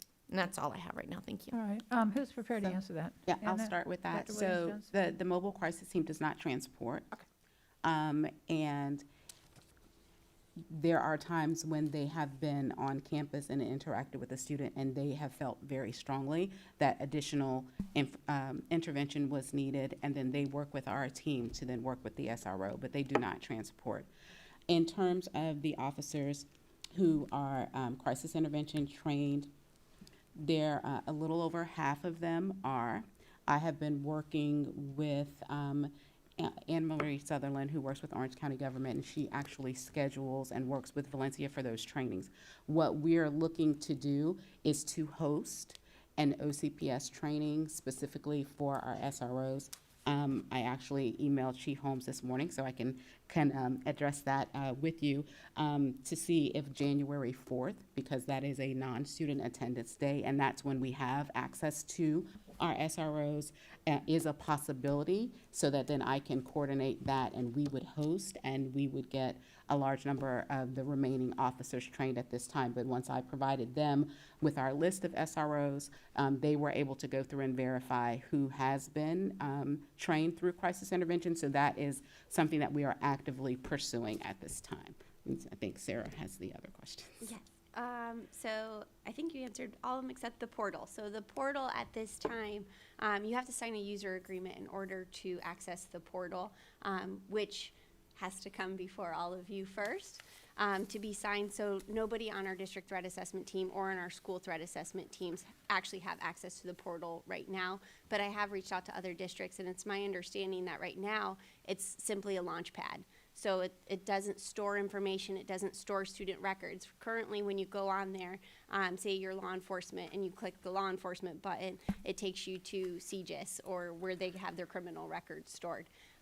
So it's not really a repository at this moment. I do know that they are looking to make it one though, where we will upload threat assessments to the portal, and so that information will be contained in the portal. As it pertains to the Baker Act things and paperwork and documentation from that, again, right now it's just a launch pad. What I've been told is that they're looking to upload threat assessments. I don't know if they're looking for Baker Act, but that is definitely some information I can look into for you. Thank you. Member Lopez. Thank you, Madam Chair. I highly appreciate your hard work and also the comments from my fellow school board members, because when I was listening to board member Dr. Casterdentel, I was thinking about students with language barriers as well, and also undocumented students, that if you at the mental crisis, and you're behind the car, my goodness, it's gonna be a nightmare. And imagine trying to call a parent asking, about feedback, and they couldn't even provide information because they don't understand, or maybe the status is, is gonna be kind of challenging. So I highly appreciate that, and I think that we all agree in adding more content to provide more parental engagement and also protect our students. That are our priority at this point. And also, I have a question about the protocol to be followed during a mental crisis. Do we have any type of link friendly for parents or for our families, so they can understand this protocol in a short and friendly way? So we don't have something that's specifically targeted for parents in crisis intervention. That is something that typically is done in a one-on-one type of situation, but we could put together some information for parents, which would just, from a global perspective, let them know if we become aware that your child is in crisis, Exactly. these are some things that could happen on Yes. campus. So we could absolutely do that. Because I think that is very important during this pandemic. I think that so many families are facing this type of situation, and sometimes they don't even know different characteristics to identify my child is having this or are experiencing this situation because of that other situation, so I can find more help in the school, or maybe the parent not being scared because the child is having certain issues that it might be very common, and maybe they don't know because they never experienced that before. So maybe having a link so we can guide them and also educate them. So we can definitely put something very specific together for parents with that. One of the other things that we're really hoping to do is to be able to offer the youth mental health first aid for our families and also our faith-based community, because I think that's important, and that encompasses a lot of the support that our students receive outside of school. And so because of the pandemic, we've not been able to make that happen with the social distancing issues, but that is definitely, I think, kind of a follow-up piece to just giving them some information about what it might look like at school school if we have to go through a process, but also then giving them those skills and that information to recognize if something is of concern, or to recognize if it's just normal adolescent behavior and when they should be concerned. So absolutely. Thank you.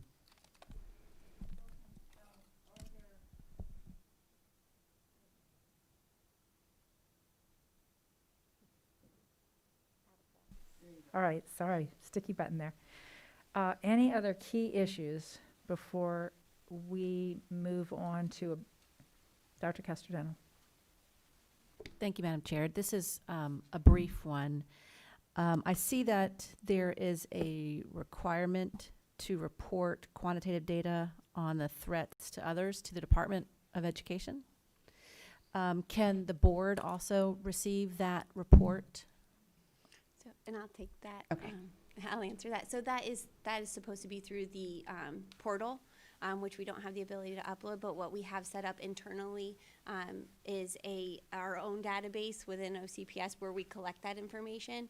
And so we could run a report and tell you the different classifications, the number of each classification that we've had. So the number of transient threats, the number of serious threats, and the number of very serious substantive threats. That would be great. Can you also include the threats to self? That would be an Anna question. And yes, that is something that we can do. Thank you. Okay, we've given a fair amount of direction. Let me suggest this. I always want to be mindful of the sunshine law. But, so let me ask this of our general counsel. If board members, having reflected on this, come up with other key issues, can they direct those to staff to consider? Yes, you can direct them right to Sarah, and she Okay. can work with the team, and then Sarah can compile those together, and we can bring them all back together Okay, for you. Our thank you. Just not shopping them to the rest of the board. Okay, thank you. All right, we don't have a lot of time left over, but let's move on to, should we start with the presentation? Ms. Fernandez? I know I have a number of kind of small wordsmithing issues, but I have, for me, 2 significant issues. And if we get nothing else accomplished, if we're able to get some of our issues just on the table, it might be helpful for us to know where we're coming from. Ms. Fernandez? So I do think this is going to take much longer than the 45 minutes we have left. Right. We had originally scheduled these policies to go as a rule development workshop for January 19th. If I could suggest that we move the work session to that date, Yes, and then we could continue Yeah. from there. okay. Dr. Jenkins, welcome. Thank you, Madam Chair. So one issue, and Amy, General Counsel will keep me on this, there is still that one remaining issue where you have policy that says it gives a specific time for your pre-agenda. I suppose we could just let it roll until then. That's why we were trying to make it Okay. more, It's board policy Rapidly. BEDH. we could probably just let it roll. I mean, I'm looking to you. Because we're not gonna, I suppose if that's the only thing, and we were trying to do that rule development at the next meeting, we could do that. Let's take that up. We'll start with, Good. what's it, BEDH? And then if there's time, I would love to just float my 2. Okay, so this is going to be a little Issues. interesting, Yes. just because there's 2 parts of this presentation. The first part is a PowerPoint that goes through the policies that we were going to Right, consider today. right, There's 13 policies total in the B Right. section. Right. Today, we had selected 7 of those policies. So there was going to be a PowerPoint presentation that went through those 7 policies, and then we were going to go page by page through the red line that I had provided you. So how, go to BD. just go straight to Go the. straight to that one? Okay. Okay?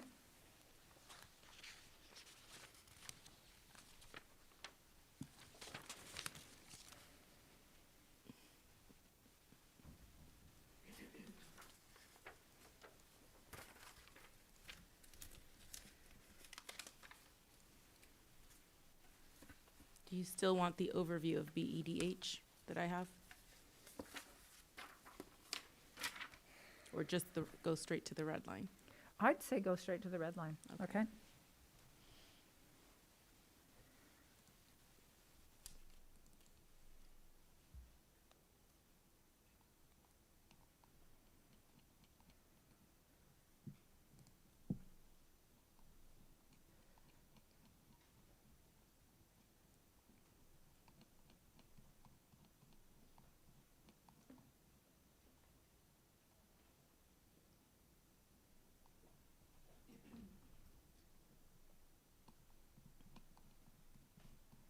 Sorry, there's a lot in here.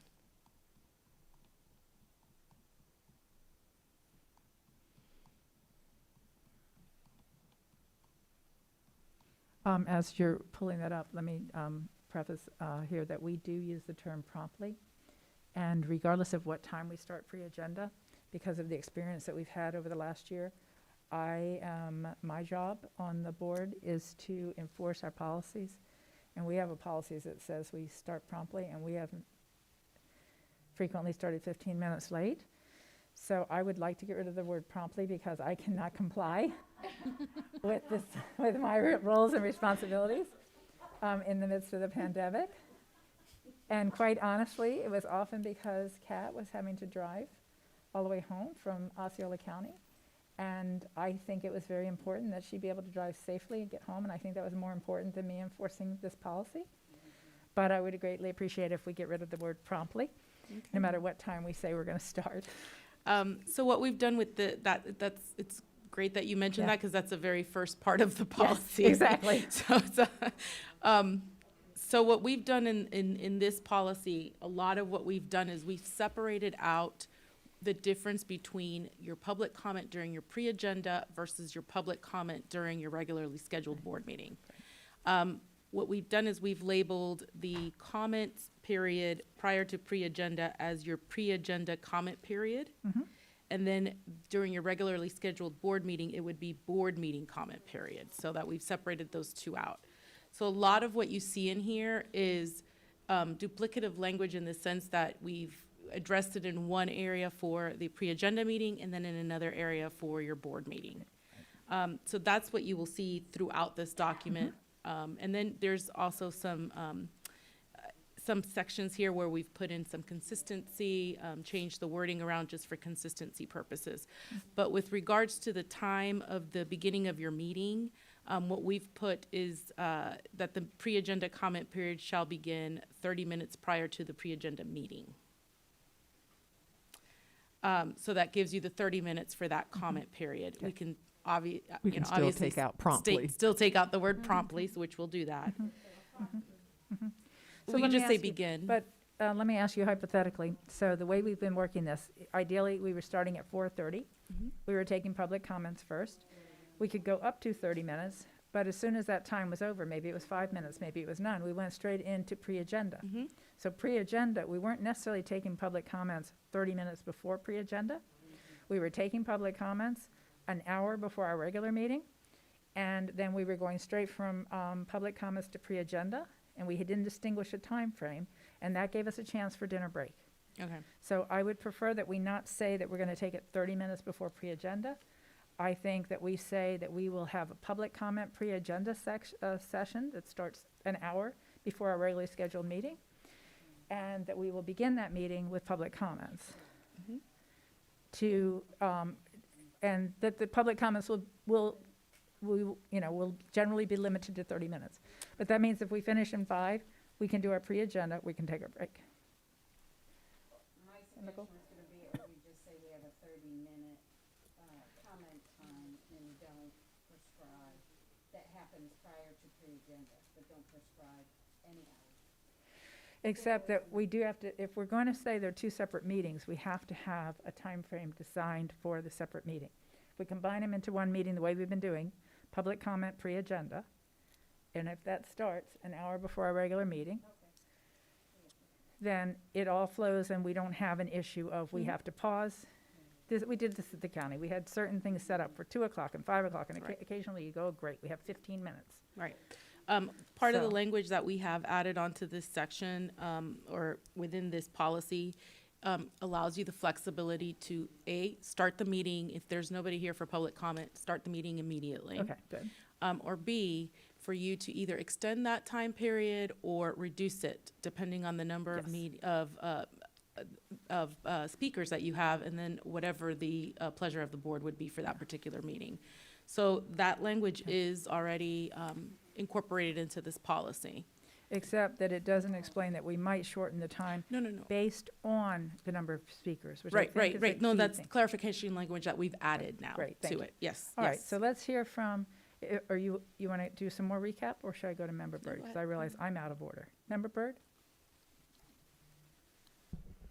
Thank you, Madam Chair.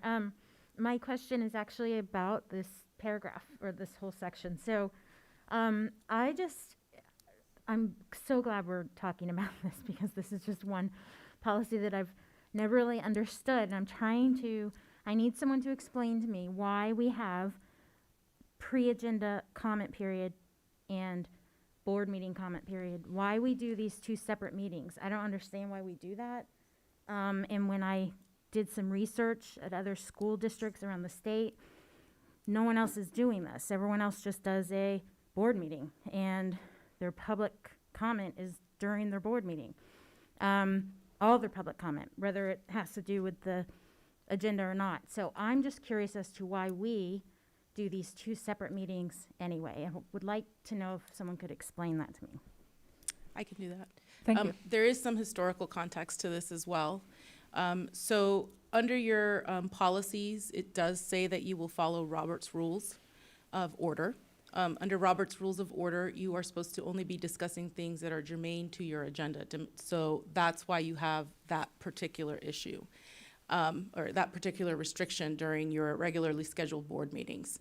The previous board wanted to adopt something similar to what you had at the county before, which was to allow a certain time period where people could come and speak to the board about anything, just for accessibility purpose, and so that the whole board was here to be able to listen to constituent issues that maybe Mrs. Gould would be hearing, but she may not be able to communicate with the rest of you because of sunshine violations, right? Sunshine restrictions. So they wanted to have that opportunity. So what they had decided at that point was to have that 30-minute time period during the pre-agenda time where folks could come in and speak on whatever topic they chose to speak on. So that's why you have the two different things. I would suggest that you keep that the way it is, just for purposes of order.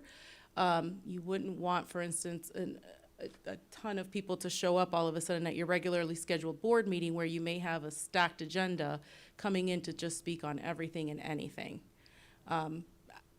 That's up to you, and it's in your discretion if you want to, move that around, but my suggestion would be to keep it that way, just for purposes of order. Let me, I see that Member Colbert wants to respond to this in particular, and having been here, let me call on you. Thank you, and you are spot on, Council Fernandez. So to give some historical perspective, before I came on the board, it was very complicated to come and address the board on any issue that you wanted to speak on. You had to make an appointment. We had a separate meeting back in the room back there. And I think it was a little intimidating for people in some ways. So we wanted to make it very easy. Press the easy button that anyone from the public could come and address this board on any topic that they wanted to address us all together. Remembering that they can address any of us individually at any time through email, through phone calls, through personal meetings. I meet with constituents and employees at Starbucks all the time if they want to talk to me. But this made it very easy for them to come and talk about anything.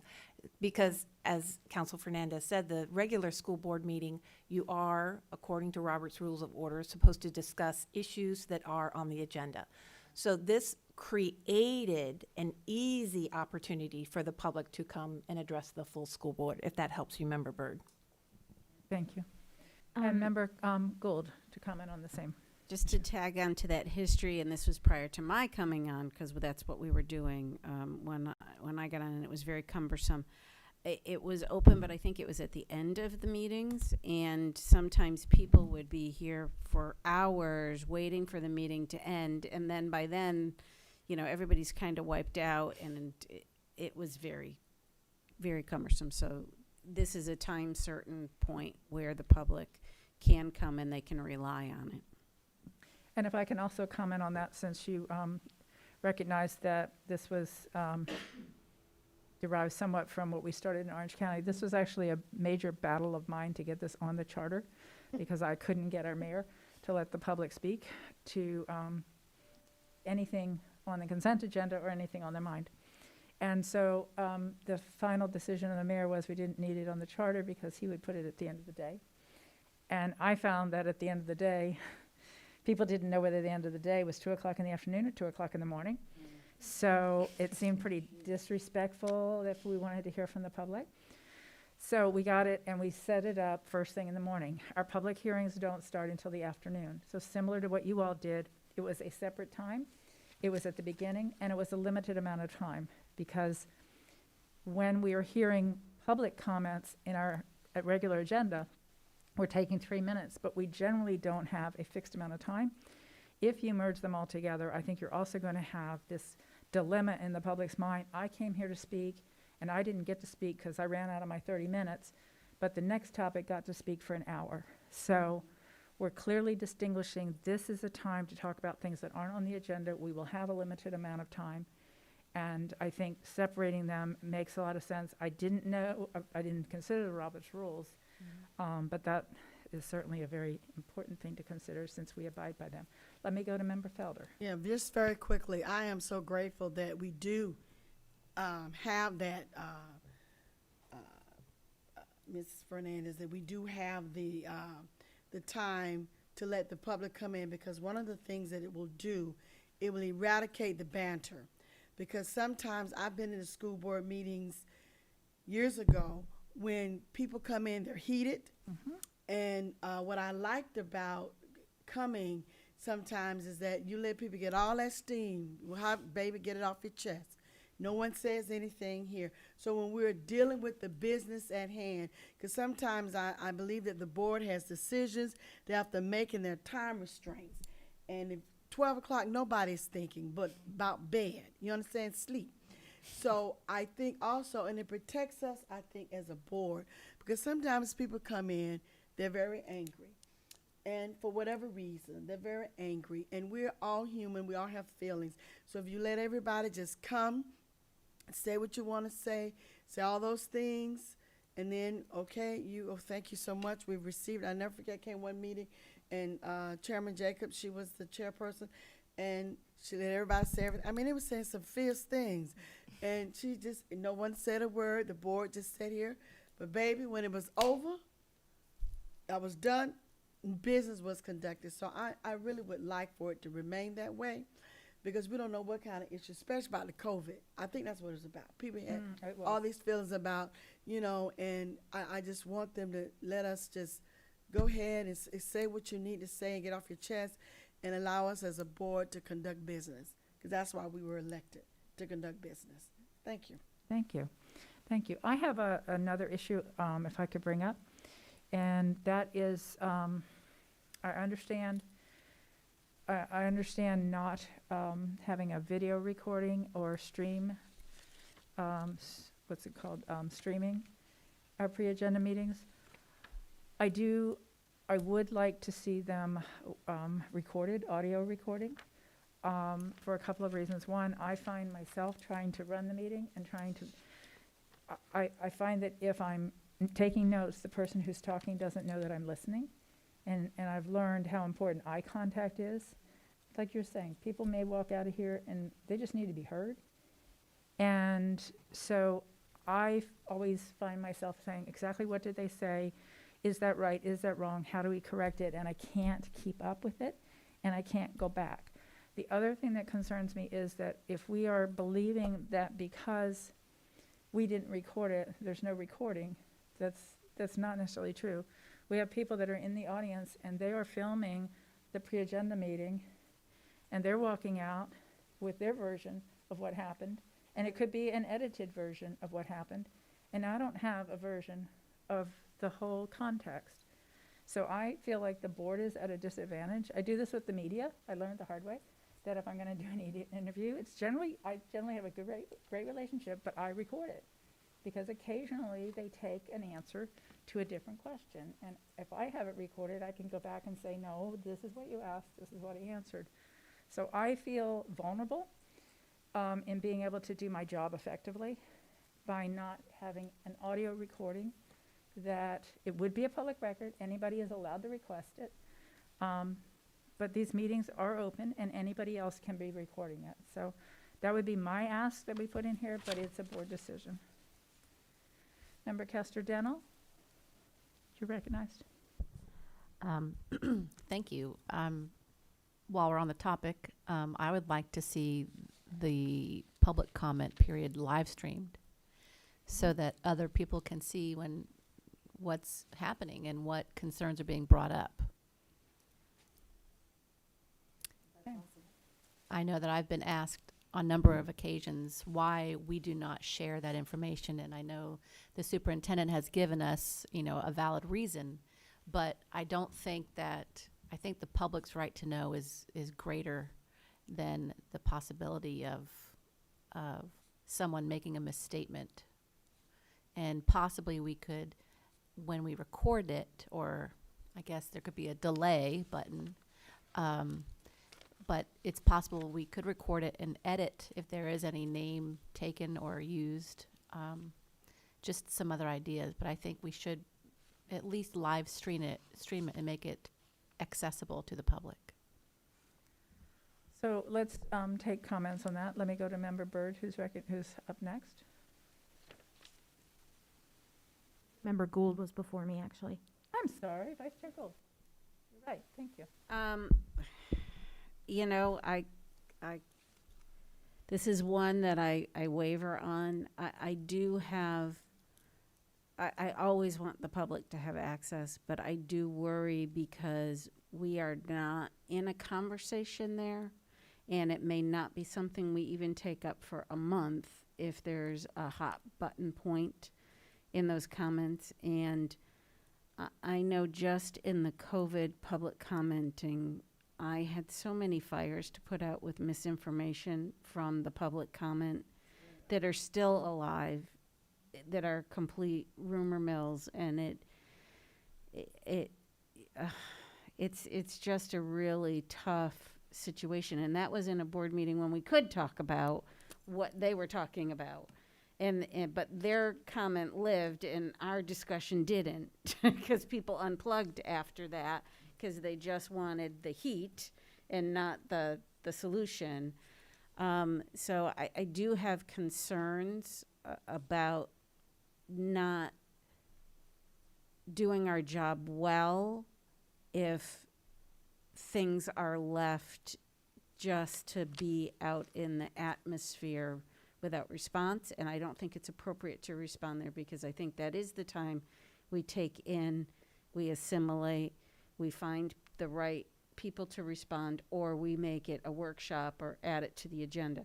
So, but I hear what you're saying because when I came on the board, that was my exact reaction is why is it, and I think Linda had the same one, but there's just so many things that come before us that are not accurate in those time periods.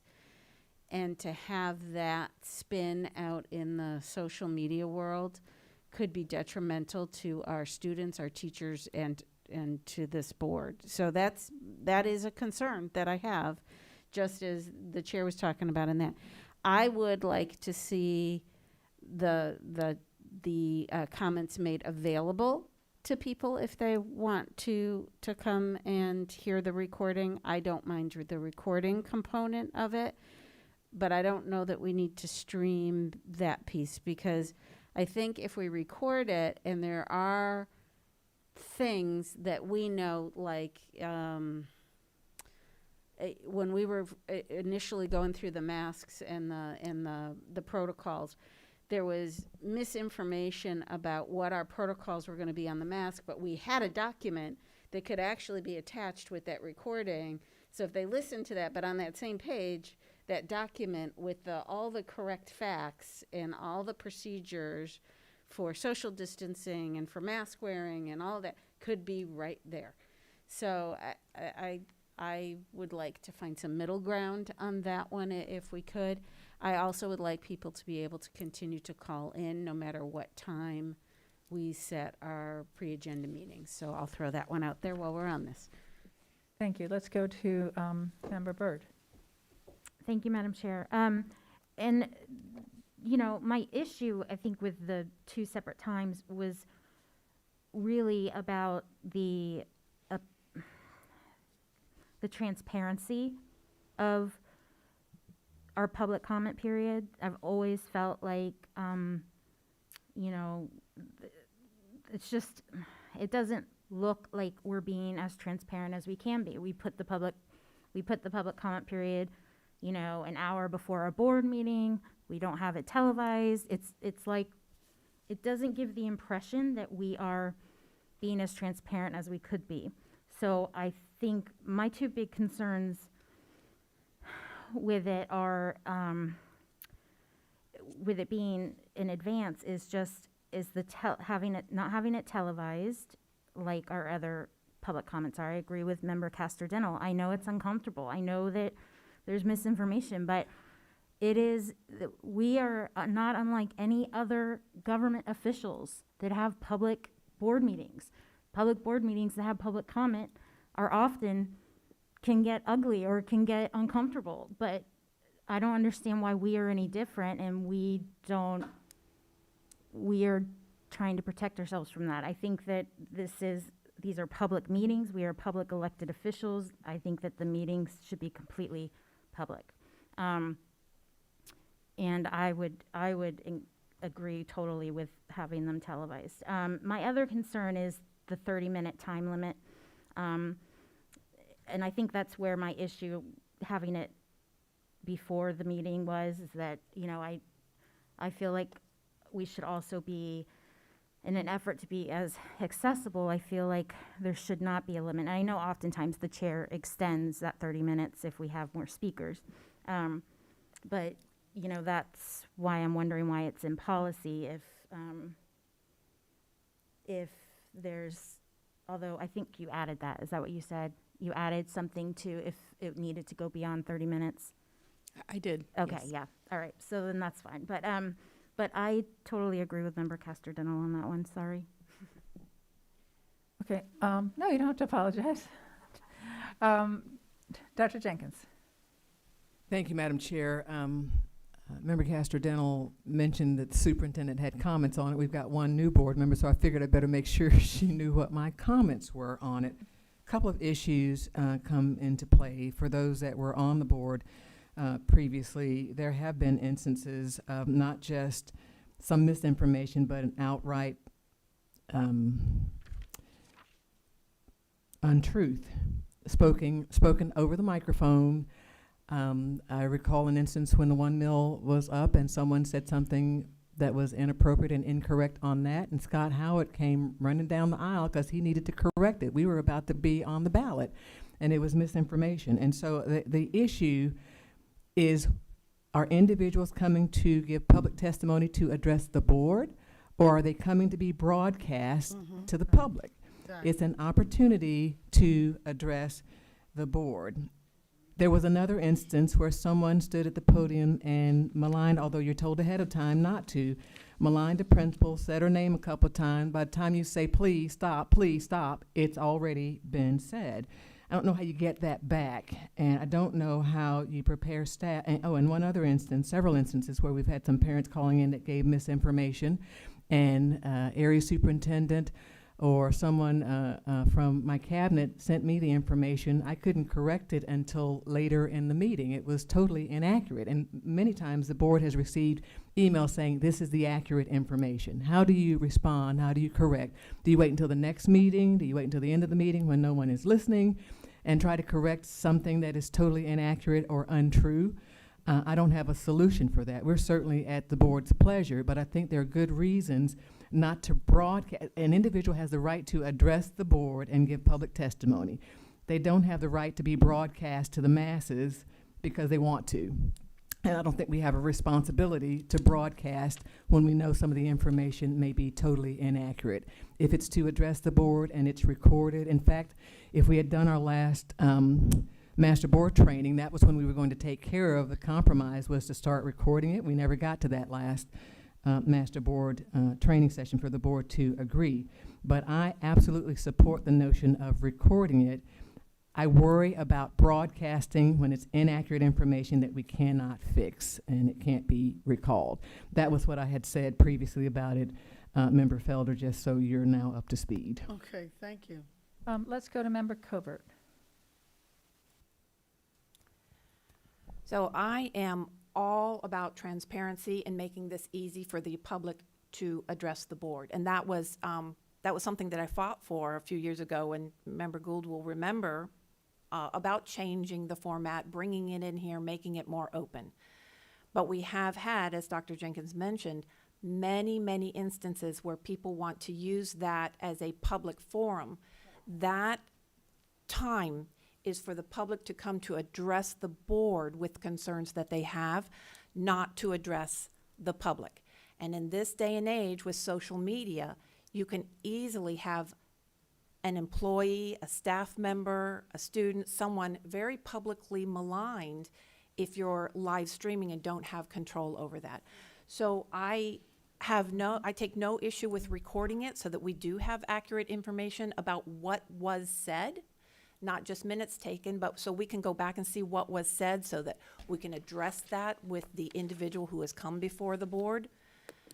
I just think we set ourselves up for more problems rather than things we would fix by live streaming. I feel strongly this is a time for the public to address the board, not to address the public. And it is safer for our employees, our students, to ensure that accurate information is being put out into the public by doing it this way. Thank you. Thank you. Thank you. And, you know, I share the dilemma that I think most of us feel. And after fighting so hard to have the public have an opportunity to speak at the county commission meetings, I also have to take away from that, what did I learn? And I did learn that there were a number of people that came every meeting, and they didn't talk to us. They talked to the camera, okay? And what they said was every meeting wrong. And in this organization, I think what we do here is infinitely more important than what the county commission does. And no disregard for the county commissioners, but we are shaping the lives of our children and their futures. And if we destroy morale by letting people put out false information and not correcting it, that has a hugely detrimental impact on the culture of the organization and the morale of our teachers and all of our employees and our children. So if we are going to live stream it, there has to be a way where there is immediate feedback with corrections of what was not right and if we're going to do that, that 30-minute period becomes greatly extended. I can't tell you the number of times there's a group, I'm not going to identify the group, there's a group that calls in regularly, and how many times I find out the next day that this statement and this statement and this statement was wrong, that the board bought this and paid for that and we offered this and it's all there. I don't know that sitting up here, and the way we're supposed to operate is we're not even supposed to respond. You all have given me a great deal of latitude, and I appreciate it, in trying to pick and choose the times when comments, when I feel that they are offensive to the board, or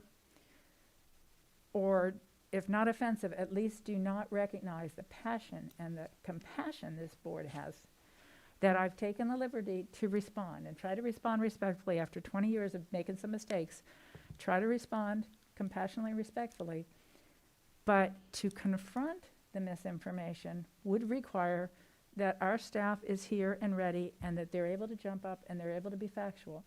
And that changes the dynamic tremendously. And it extends greatly the time frame. Some of the things that we did at the county was over time, we have codes, we have comp plan policies, but we don't have this policy process like you have. But we did alter the rules of engagement. So the same person could not show up week after week after week to talk about the same issue. So if you had an issue, you could bring your issue up. If it was something that was on the board's agenda in a couple of weeks or a couple of months, it wasn't ripe for discussion because we'll discuss it then. So there are things that we could do to make the public comment period more effective, impactful, and serve the purpose it's supposed to serve.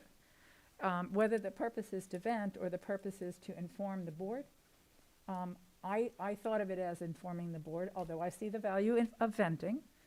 but I'm not sure that venting every week is really a good use of everyone's time. So we could have a lot of discussion. All of it is uncomfortable because we all value public input enormously. We wouldn't be the country we are. We wouldn't be, local government wouldn't be what it is if it weren't for the easy access of the public to their elected officials. And I don't want to give that up, but I'm also not comfortable at this time that streaming our meetings is the right way to go. But I think recording them would go a long way in having a record clear, having the ability to go back and check, fact check, and correct where misinformation is floating around amongst people. That's my uncomfortable 2 cents on this. Let me go, and I say uncomfortable because I feel so strongly about transparency, and yet I also feel very strongly that transparency is about, if you're going to have transparency, it has to be truthful. And that means it's a very different process, I think. General Counsel, you recognize. I'm sorry, Member Gallo, then General Counsel. Member Gallo? Thank you, Madam Chair. So just 2 things regarding this particular policy. I'm actually on the side of Member Byrd and Member Dr. Castro-Dental. I understand that during pre-agenda, our ability to respond is limited and there is a time constraint. However, I don't really view it much different than someone coming up and disparagingly discussing something that is on the agenda or making false accusations. We saw it a lot during this pandemic, during our regular agenda, and it was broadcast. And yes, we had the opportunity to respond, and sometimes we did, sometimes we waited. So I don't see a huge differentiation. I think at the very least, it needs to be recorded. I would not have an issue with live streaming. I think it does make it more transparent. I think when we don't live stream it or record it, to me, it looks like there's censorship, and we don't ever want to be accused of trying to censor anything that happens in the open or in the public. My next point would be, I know that we give every speaker 3 minutes. Since we are limiting it to 30 minutes, I would like to see something in this policy that addresses that would allow at the board's pleasure to reduce, if say we had 10, 15 speakers and we want to hear all speakers, to reduce the amount of time to 2 minutes or a minute so that we can make sure we hear from everybody versus not letting everybody speak. I would like some flexibility within this policy to add that language to give us the ability to do so. Thank you. Counsel? We added some provisions in there, in our recommendations that would allow you to either increase the minutes, decrease the minutes, at your pleasure. Yeah. Mm-hmm. Okay, General Counsel. I just wanted to make one observation. I think what sets the school board apart from other local government agencies is that we have confidential student information. A lot of times you will hear passionate pleading about students. They'll give their name, they'll give the student's date of birth, they'll give the student's disability, they'll give the student's grades. And once that's out there, it can't be taken back. So that would be my hesitation and about the live streaming. I think the recording, if someone asked for the recording, we could redact that information because that is confidential student information. But I think sometimes we get so many impassioned speakers that I would want to protect our students' information. That's imperative. Excellent reminder. Yeah, that's an excellent reminder because we do get that, unfortunately. All right, let's go to Member Byrd. And I tell you what, when we're through with this round, because we're almost at 3:25, I think we're going to adjourn and reconvene so that we can keep on track for Member Castro-Dental and Vice Chair. So Member Byrd, you're recognized. Thank you, Madam Chair. I was just going to say what Member Gallo said, that I don't really see the difference between the public comment during our regular board meeting, because like she said, that was all broadcast when we were, doing restarting school. So I think that if we're broadcasting those public comments, I don't really understand what the difference is between broadcasting the pre-agenda public comments. So that was my comment about that. But I do feel better if it's recorded, that it at least would be, if it's accessible to the public so that they could listen to it if they wanted to. That makes me feel a little better about it. But that was just what I wanted to say about I don't see the difference between the 2 different comment periods. All right, thank you. Let's go to Vice Chair Gould. So, our general counsel kind of pointed out what I wanted to point out, but I'm going to expand upon that in response to Member Byrd and Member Gallo. The difference is in the same recorded record, we have had the opportunity to either have the superintendent correct an issue in the body of that meeting, or we do at the table, because we'll bring it up and discuss it. The difference between our public role in any other government entity is our children and our teachers. Because in another government entity, they come to that body and they don't see the general counsel or the planning division person or the custodian every day where they do for us. So once something is misrepresented or someone is disparaged, we had a point where someone was accused in a public comment of sexual harassment that ended up not being completely true. But had that been recorded and that student who came and said that at that meeting gone out there, it already cost that teacher their job, and they were redeployed somewhere else because it was too hard to contain then. Imagine if that had gotten out countywide and what would have been on the news before we even broke that night. That's the difference between what is said here and elsewhere. Because those people have to go back to that community and face their fellow students, their fellow teachers, their fellow whomever. I mean, the millage could have been completely detrimental and derailed had that gone out countywide without the right information. But the way that news is used as a tool today and how it is become okay to shape it into what you want it to be and not necessarily what the facts are. I am all for recording. I'm even all for posting that recording, and then if we have something like that, redacting it in the posting. But I'm talking myself into becoming more protective of our students and our employees. All right, Member Castro-Dental? Thank you, Madam Chair. I appreciate this discussion. I can see all sides. And so I think I do appreciate the ability to record the public comment for our own sake, as the chair has mentioned. But I wonder, is that going to be an audio recording? Is this going to be a video, like a YouTube video that is posted later? How might it be redacted? Those are some things I guess we'd have to consider if we're not going to be live streaming. I can see the reasons why we would not do that, although it's hard for me to support it, but I understand it. And I do want to just also, before we quit, just agree with Member Gould as far as accessibility to the meetings, that we continue to allow people to call in, even if it's not a COVID period. I think that that's a valuable way for people to be able to access our meetings. Our county is very big. It's hard to always get here. So I think calling in should remain an option going forward. Thank you. Okay, Dr. Jenkins, I'm going to close this out because Thank we you. had agreed at 3:30 we Yeah. would adjourn. Yeah, we got to get to our closed session. So a quick answer to a question that was posed.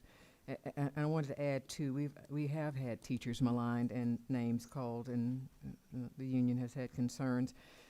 The answer to the difference in the public comments, though, I think is, the more I thought about it, if it's a prepared topic that is on the agenda, then staff and board members have been prepped on it and prepared to discuss and prepared to answer any questions or any misinformation that might come up.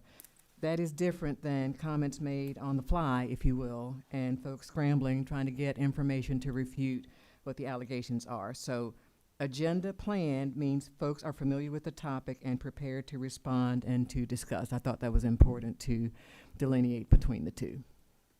Thank you, Dr. Jenkins. We should adjourn. I will say, I think that we probably need more discussion about the calling in.